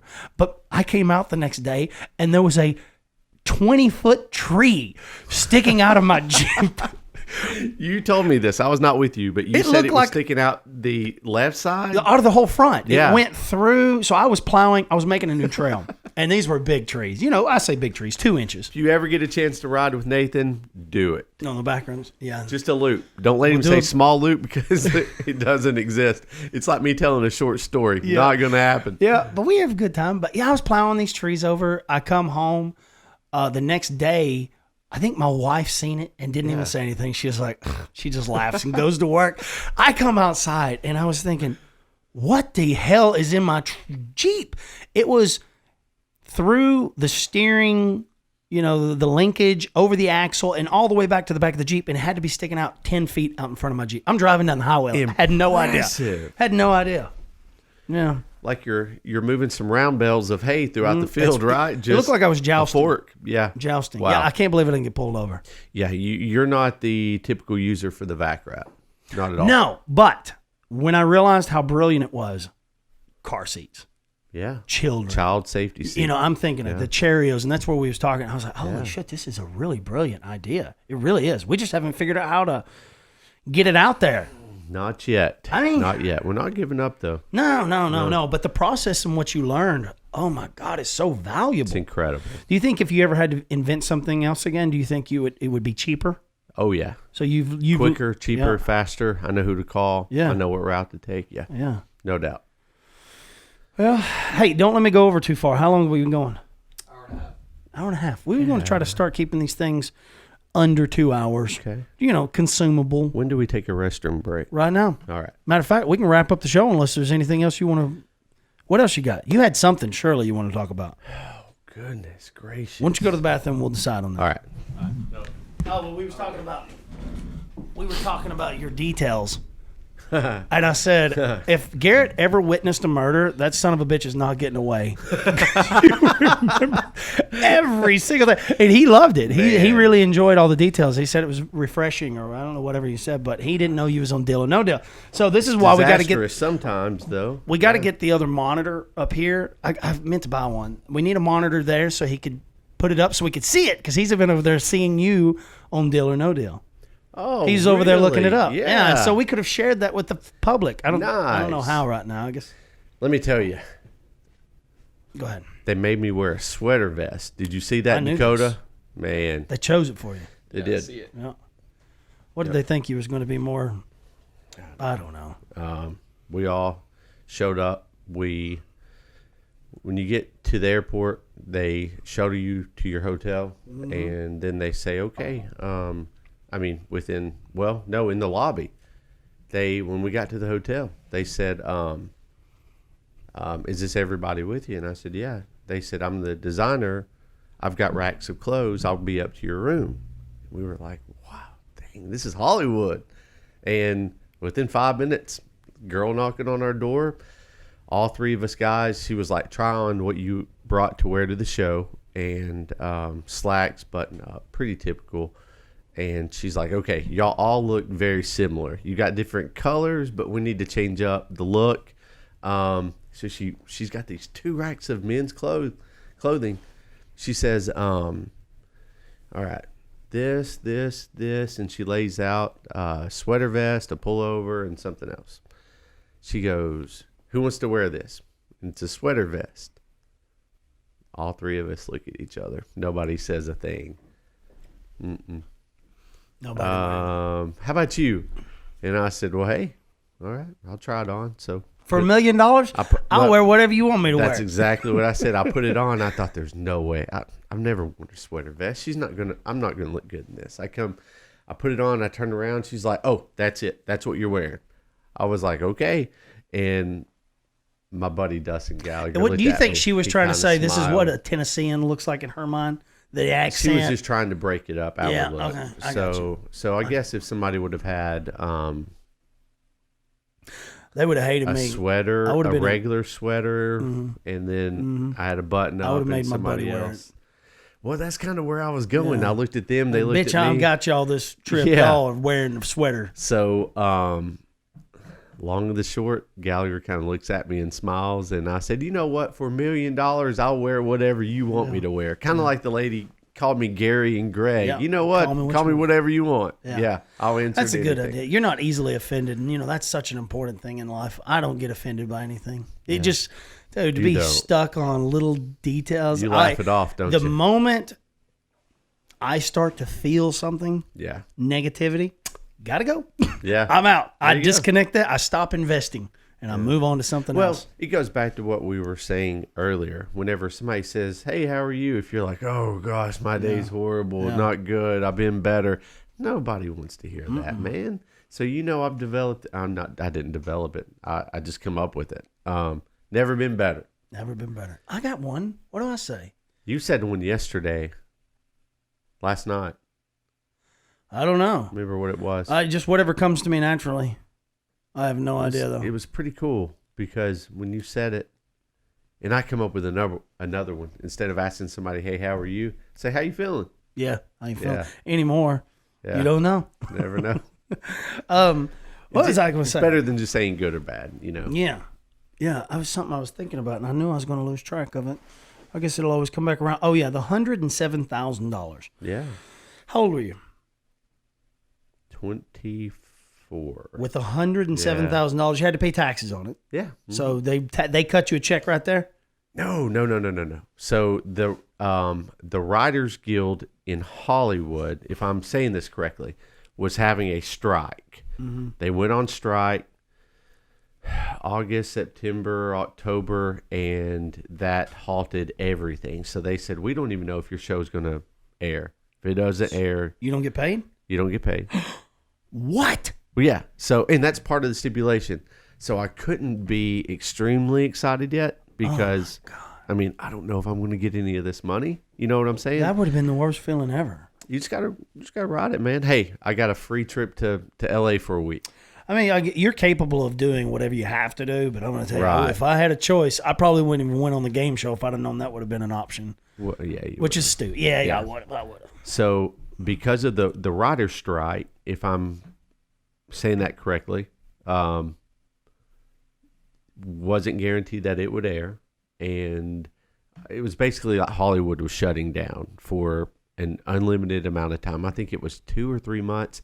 Finally, I got the call. Your show's going to air. It's been pushed back a month and a half. It will air January 10th or something like that. I forgot the air date, but maybe it was March or April, but it's going to air whatever date. And after it airs on live TV, within 60 days, you get a check. I think that allows them time to get paid from the advertisers to bill and them get their money to cash flow. Makes sense. And so the date that it aired, I was like, all right, 60 days on the countdown. I think it was like day 58 or something. I mean, it was late. Little FedEx envelope in between the glass door and the front door, just sitting there one day, and get home and it just looks like you got a little letter. I mean, you don't sign for it or anything.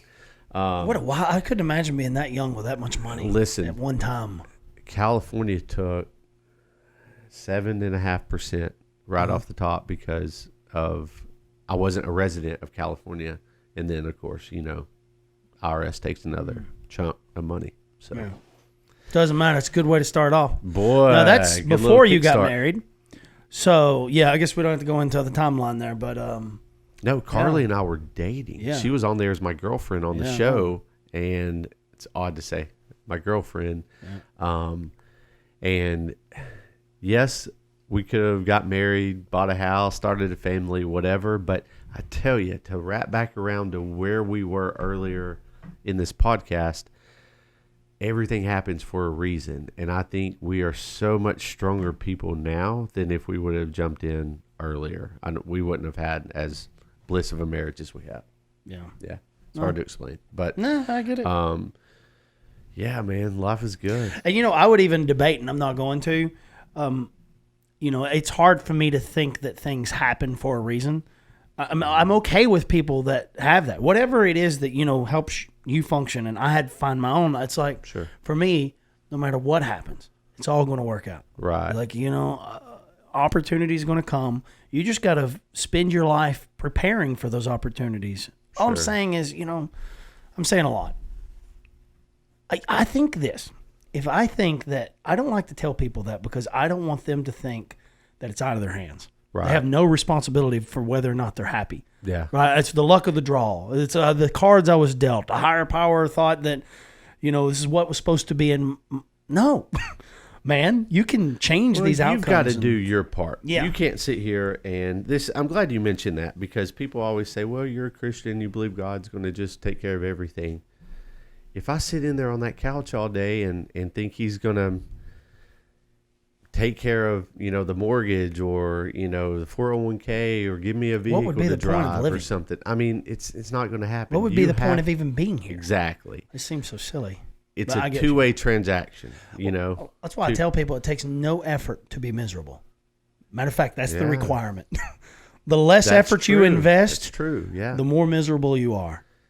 Like you've got to hustle for it. And that's what makes it sweet. That's what makes it great. And when I figured out as a parent, I used to feel that I had to give them things. You want to do for every new generation comes along wants to give their children more than the last. And I figured out quickly that's the worst thing you can do because you're stripping them of the thing that made it great, which was not the gift. It was the earning it. Mm-hmm. Earning the gift is where it was sweet. And so I quit giving them stuff. Dakota, we're down to almost giving nothing for Christmas, aren't we? Mm-hmm. Like, what do you think? We wouldn't talk about money, but like, what do you get, a gift? A couple small. We try to buy things that they need, but we don't really do anything crazy. And they're so much happier because of it. They buy the shit they want. They don't expect nothing from me. Mm-mm. Yeah. What do you think? Do you think that was one of the best things we figured out early? Because when you guys were kids, y'all had pretty big Christmases. Oh yeah, when we were younger. Mm-hmm. And in that high they got. Kids. I mean, I'm not so sure anymore. I don't think so because that high they got. Yeah. The more they're given, the more unhappy they are. They need to understand. Well, gosh. Well, you're going to learn it for yourself. I am. You are a parent to be. Took a little while. Yeah, buddy. You got a baby coming. How many weeks are you? We are 14 weeks Thursday. Okay, so let me. I don't give May advice. May 26th. I don't like to give advice until someone asks. Yeah, right. Right, and you've never asked me. What? Man, I think the greatest thing you could do, give them something. But the less you give them, the more they appreciate that one thing. It's amazing how, and everyone can relate to this, especially when you were poor. You cherished the little things. Small things. Yeah. But when you dump a bunch of shit on people, it's like the human mind wasn't designed to, like, it's just not built to accept. It's almost too much. It overloads and overstimulates, and you wind up not appreciating any of it. You really don't. It's true. It's true. And I recognized that pretty early, and I realized the happiest I ever was when I had nothing. Me and my buddies went out and built a clubhouse. You know, what I wanted was a hatchet or, you know, something to build with. And my parents The just simple things. Yeah, they never gave me anything. Yeah. I mean, they did, but not much. You know, my first dirt bike I ever got, I had to buy. You know, Man. it was $300. Who'd you buy it from? And I say dirt bike. My dad had bought me a moped, and I put 1,000,000 miles on that thing. Matter of fact, the first moped my dad ever got me, he got me too. So he. Was this in Smithville? No, I lived in Somerville. I never lived in Smithville. Somerville, yeah. Sorry. Lick Skillet. He talked about this dirt bike. Like, he knew somebody that had a dirt bike that didn't run. And let me tell you, my entire life, from kindergarten, I would just dream. I couldn't do any homework. I couldn't do any work because I was dreaming about a dirt bike. I was dreaming about riding it down the hallway. And when I would be on the bus, my hand would follow the ditches and I would jump the ditches. Wow. I'd jump the driveways Wow. and the medians. And that was my life. If I was ever going down the interstate, I loved Yeah. getting on the interstate because there's these, the way interstate's built, when you go over a bridge, the grass comes up and makes this really steep ramp. And in my mind, I was jumping those. Wow, Right? And really? yeah, I was Very cool. upset. That's why I couldn't do any work. And then my dad talked about this little dirt bike every effing day. I had a long driveway. I'd get off the bus and I would run my ass off down that driveway just hoping the dirt bike was there. Wow. Never came. One day I come home and there's a moped. One that you pedal. Right? You know, you had to Really? pedal it Yeah. to get it Yeah, started. yeah, yeah. You ever seen something like that? This was old. I would imagine Not 60s. in person. Yeah. Okay, well, this was a piece of Only shit. pictures. Yeah. This is the biggest. It never ran. The whole time I owned it, it never ran. I pulled the spark plug out of it because it had too much compression, and I would ride it. I would pedal it like it was a bicycle all over Summitville. Really? And it never ran. But I think because I didn't care. I was so Wow. excited. And that was You actually. never got it running. No, and I was young. I was very young, but I Yeah. would work on it. In my mind, I was going to get this thing running. I think that's where I had my mechanical and electrical abilities came from. My dad giving me a piece of shit like that, and I just took it apart and never got it running, but I don't think it could have ran. But then one day I come home, and there was a white moped, had like one of those you just put your feet down, had 3 gears, and I rode. My God, I don't know how old I was, 12, 13 years old, and I could go anywhere. I could go to the next county. Wow. It would go 50 miles an hour. Yeah. My God. I would pop wheelies. Keep gas in it and you're good, Oh, right? man, a gallon of gas you could ride for a week. And it was the greatest thing that ever happened to me. And then my next bike I bought was a little 80 dirt bike, a little KD80. And I just kept going from there. Wow. Finally got rid of like all these scars. I wasn't my dirt bike. I wrecked my cousin's street bike a few years ago. Oh, did you? Yeah, like 130 miles an hour and gave me a concussion. Wow. I was asleep. I don't remember any of it. I was asleep sliding down the road. Must have been right before I met you. I was known you a riding few dirt years. bikes and it was right before. Yeah, I went to 3 hospitals. I'll tell you my dirt bike story real quick. I mean, are you done with yours? I was just going to say I went it's to really 3 cool. hospitals. I had a concussion and I was out of it. And so my cousin How'd you took go me, to 3 hospitals? Well, because I was an asshole and I was irritated. I go to the first Yeah. hospital in Manchester and I realized who the doctor was. And I was like, he is not working on me. you told me this. I got up and walked out, and they're yelling, "You can't leave!" You know, and I was like, "Watch me!" So my cousin's he's calling my wife. He's like, "Listen, Nathan's free. He ain't going to let him take care of him. You got to come up here." So Rebecca left work, come up there and got me, took me to the other hospital in that same town. Yeah. I walk in, and she was really rude in a way that she was like, "Can I help you?" Like just to her attitude, and I said, "No, you can't." And I walked right out that damn door, and I was jacked, dude. My shoulder was jacked. I was fucked up. I was on a chip and tar road, and I slid hundreds of feet. Shattered the How helmet. fast were you going? I was up third gear wheelie. It was probably 130 miles an hour, roughly. You know, when I set it bike, it was a 1100. It was a fast bike. Wow. And when I set the front end down, it just body slammed me. I don't even know what happened. Long story short, go to the third hospital. They were amazing. That was Harton in Tullahoma, and everything was going good. And the woman was holding my arm up, and she let go, And I caught it and I passed out. The pain from it. I said, I think I'm Holy going to cow. you know, you get And this you were cold out. sweat. Yeah, and they were thinking that I had my sugar was off, so they're trying to get me to eat crackers. I was like, no, bitch, that hurt. Like, it was the most pain I'd ever felt, so much so that I tore my rotator cuff and some other shit. But anyways, yeah, that was not a dirt bike wreck. That was a street bike. I had plenty of dirt bike wrecks, but none that bad. That was bad. It could have been a lot worse. I mean, it's just road rash. So I healed. I You wasn't got out a good for scar long. for it. A bunch all over my back. And I don't remember. I was asleep. Let me tell you the funny part of this story. This is my cousin's bike. I show up on a CRF. No, I wasn't on a CRF. Yeah, I was. I was on a CRF 450, big 4-stroke dirt bike. And that's what I rode. And he said, you got to ride my street bike. We was going to ride trails. He had a 4-wheeler. And I said, no, I don't want to ride your bike. He said, oh, yeah, ride it. You're going to love it. So, all right. I get on it. I do some dumb shit. You know, I wind it. You know, wreck the bike. But when I wrecked it, I remember going to the hospital and telling my cousin, I remember getting up on my feet. I remember sliding and getting up on my feet, and I kept falling. Yeah. And I'd get back up on my feet, and I kept falling. And he goes, dude, you were out the whole way. You never got up. He said you were sliding so fast we had to jump out of the way of your body. I was just a limp body. And so the bike went one way, and I was they picked me up out of the road, and I never got up. You were a But flying in my mind, object. I was dreaming. I don't know if the dream came later or whatever, but I had this vision that I was sliding, and I kept falling. He was like, no, dude, you were asleep, dog. Wow. Yeah, it was completely Golly. out. Hit my head really hard. Helmet. Let's hear about your. You had Oh a yeah, helmet, shattered right? his helmet. Yeah, destroyed his bike. But let's hear your dirt bike. wreck. Mine is nothing compared to yours. Oh, okay. We had I go to my dad's every other weekend. He lived Turkey Creek Road, right off of Tim's Ford Lake, out past Tullahoma. Maybe it was a Tullahoma address, way out in the country, and loved going to my dad's. We'd hunt, we'd fish. He decided he was going to get us a dirt bike one day, so I go over there, and oh my gosh, I thought it was Christmas all over again. Get on the dirt. My brother rides it. My older brother, he's 5 years older. I was probably 8, so my brother was 13. He got on, rode it up and down the road, little country road, hardly any cars ever come. So I got on it, you know, drove it up and down the road real slow. Never rode a motorcycle in my life. And that was on, I guess, Friday. No, that was Friday, the first day we got there. It got dark. We put it up. The next day, my brother went into the woods deer hunting. And I was like, I'm going to ride this. I'm going to ride this dirt bike.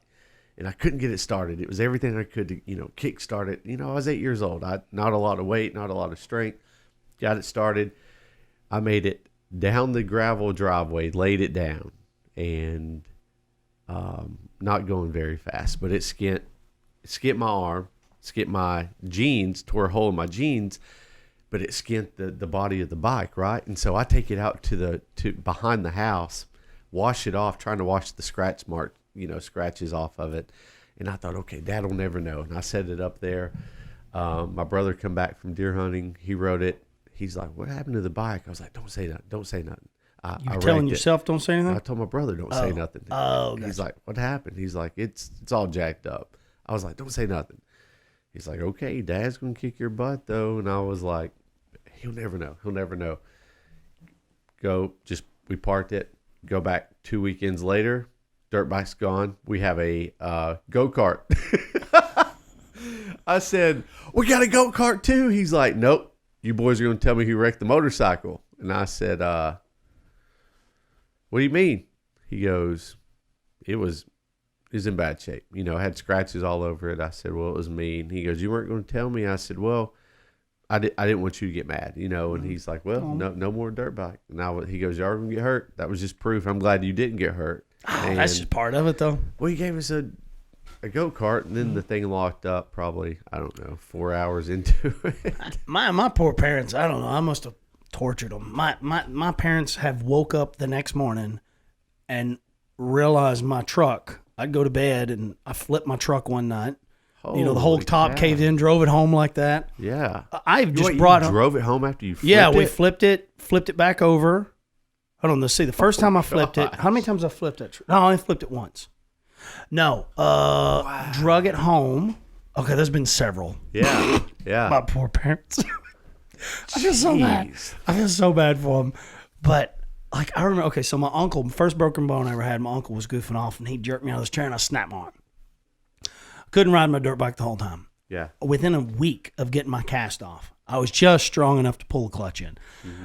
I go riding, 15 minutes, and I was riding by myself, and I clear this huge double, overshoot, and just boom, nosedive, snap my arm again. Had to leave I couldn't start it. It was too big for me. It was a CR250. I was just a kid. I wasn't tall enough to even put a leg over the thing. Wow. So I had to walk all the way to my parents' store, which was like a mile away. I walk in, my mom's like, "You did it again. You broke it, didn't you?" I was like, "Yeah, I think so." So I had to take me back. A week after getting my cast off, break it again. So my poor family.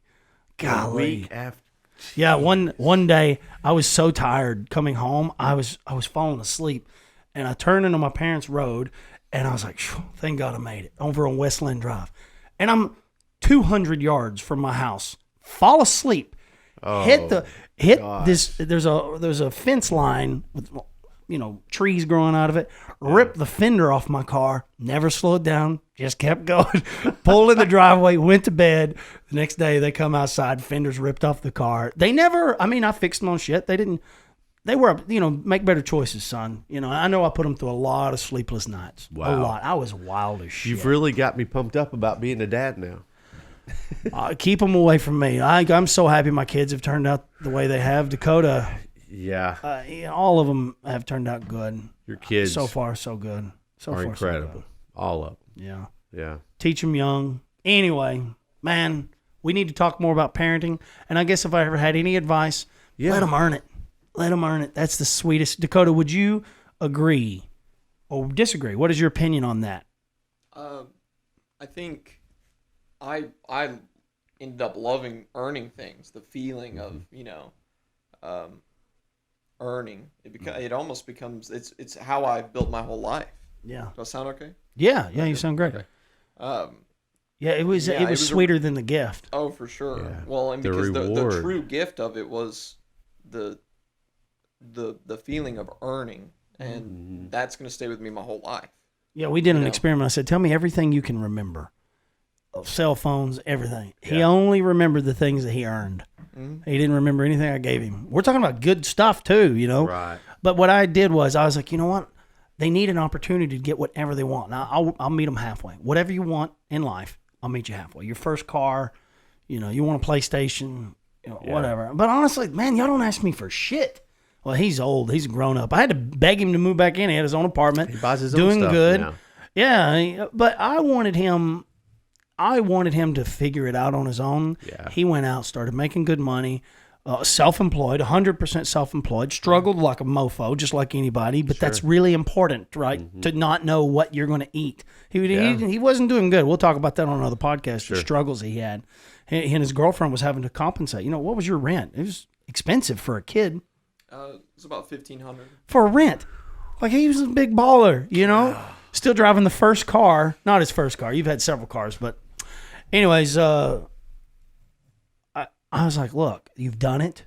Why don't you consider moving back home and saving your money and travel? That was kind of the concept of him moving back in. Plus, I needed his help, Reset. And then, and he and his girlfriend both decided, let's go back home. And I've been happy to have him back. But I thought he was going to travel the world. You've said how happy you are. Yeah, but then I realized that was, him traveling the world was me. That's what parents do. They try to convince their kids to do the things they wish they had of. I go to Colorado next week. Yeah, he is traveling. He is doing some stuff. He already went to Colorado, climbed Mount Elbert, 14,000 feet. On a 3, 4, 5 day, 7 day something. It was. Yeah, it took about 2 days to get there. And then a week after I got, it took me. I drove the RV and pulled the Jeep. It took me 3 days to get there. Love your RV. Thank you. Man, yeah. sharp. Just we're gonna have to have a lot more fun in that. Tink Guy said he's gonna auction it off next week. Well, I offered Tink Guy a video to keep from doing that. Is he gonna be your next guest? Oh, I don't know. There's so many people I got lined up. Who you got coming up? Next week? Yeah. Dakota's got to be on next because we had like a 2.5 hour and we had to didn't get to release it. So that's why we missed man. 1 week. The audio was messed up. Yeah, look forward to that. Morgan's coming back on. I got to get them scheduled. Everybody's just kind of open, but there's like the next 5-6 weeks are kind of booked, and I could go probably 10 weeks pretty quickly. I don't want to overwhelm myself, but I was thinking we may have to start doing 2 days a week. I overheard 2 or 3 people this week that want to be on here. So. Yeah, first I would have never thought of them as my, I kind of hand selected my guests. You were obviously one of them, but it was people that I knew what I could talk about because we've had these long form conversations. Yeah. But the things that they want to talk about, I thought, oh yeah, that's what a mistake that I had been making in the beginning of the podcast was talking about the shit that I want to talk about. Mm-hmm. Yeah. I thought that's what I was supposed to be doing, and I'm starting to realize, oh no, let's hear about their stories. Yeah, because their stories can apply to tens of millions of people, and and if they want to talk about it, shit, let's do it. Sure. Not as therapy, but as an option to just bullshit. And that's There you go. So there's a bunch of people wanting to come on, and I don't know what the show wants to be or what it is going to be. As long as it's fun, I'm going to keep doing it. This has been nearly 2 hours. Yeah. This is incredible. You've enjoyed 2 yourself. hours. Flew by. Yeah. I'm honored to be on here, and you're having fun. Or it's just genuine fun when it goes by that quick. So, and this is what we do all the time. Yeah. Just not on air. No, not on air. Well, I think I'd like to come back, and I really want to kind of dive in about business. Yeah. And business ideas and philosophy, because I'm still figuring it out. Sure. It's all an experiment to me. Yeah. I don't have any facts. I realized, golly, I know nothing. You know more than No, but as long as you do. Yeah. Well, I have ideas, and ideas can be built upon and changed, and there's nothing firm, and I mean it can grow, right? It can become better. But once I say it's a rule or it's a cornerstone of life, it's like it's an opinion at that point, and I don't want an opinion. I want ideas and possibilities. And anyways, I've just learned that I don't know shit. And now I've realized, oh my God, I got like a peek behind the curtain of how it all works. And it's like, anything is possible. And it's just kind of exciting and overwhelming. And none of us are guaranteed tomorrow. No. Go for it today. Yeah, no regrets. I'm just having fun. As long as I'm having fun. Yeah. The moment I stop having fun, I'm going to buy a boat. I'm going to move on that boat and sail away. I had fun today. Me Nathan, too. Dakota, Thanks for letting me hang out. We're going to do this again? Yeah. Now that you know what it's about. I want to be guest 17. 17. That's a good idea. Let's do that. All right, let's write it down. All right. Let's do it. That'll be the $1 Million podcast. There you go. Well, I think we should think of some things. I mean, what's the point of doing this? Just to bullshit or to share? Yeah. I've learned so much from the guest on Joe Rogan's podcast. God, such a good podcast. Yeah, his guests. I mean, I don't watch them all. I only watch a couple. Sure. But man, I've just gotten so much more insight in life. From diets, and Jordan Peterson has been a huge aspect of my life. And I thought, you know what, man, ain't that what we're supposed to be here for? Figure out how these. I always refer to life as a magic show full of these magic tricks, and people learn their trick to success and happiness, and they kind of keep it to themselves. And I thought, golly, what if we just shared everything? Yeah. It's something I debate about in business. Give it all away. Teach everybody how to do what you do. It's good. I mean, it's our purpose is to share ideas, and I'm hoping someday this could get to a point that it's interactive, where my sister always says, I wish it was live because I want to call in because she wants to talk about it. And I'm like, well, we could do that. Well, I've told you. You need a co-host. I'm not the only one who's told you. I was talking to Adam last night, and he said, yeah, another guy over there. Live phone calls, co-host, what else? I don't know. Monitor? Yeah, we got to get the monitor up there so we can see, so he can look shit up. And okay. I think those, I would have loved to have looked at these videos. We don't even think about doing it because we don't have it as an option. And it's all set up where he can just play the video or whatever. Very cool. I don't know. I don't really know. I know that I'm less stressed out. I was really stressed out a few episodes ago.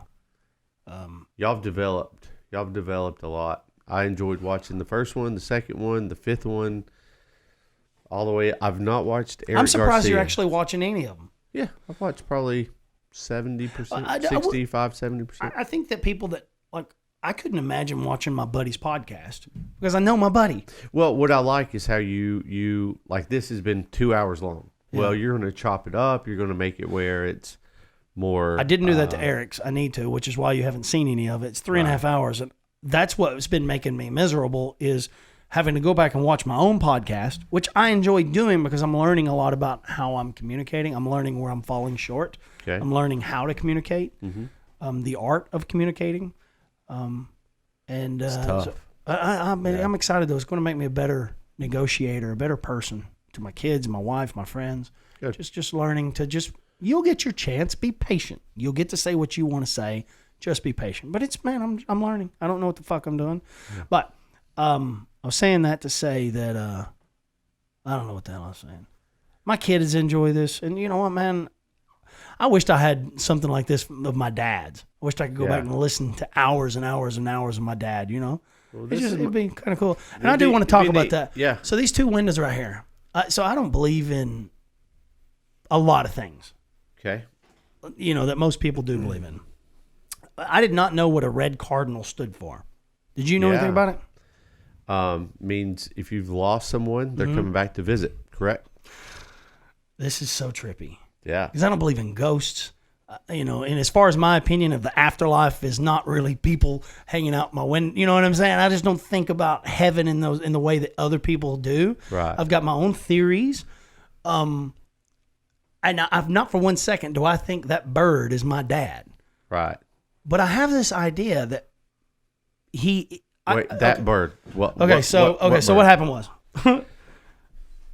my dad loves birds, and we didn't talk about birds. I don't know shit about what he likes as far as birds. We talk about other things, business. We talked about a lot of stuff, but it never had anything to do with birds. Maybe because I was not interested in birds. So, but he talked to my sister about it apparently, and so right after he passed, my sister was in a drive-through, and this red bird got on her passenger window and started beating the hell out of the window.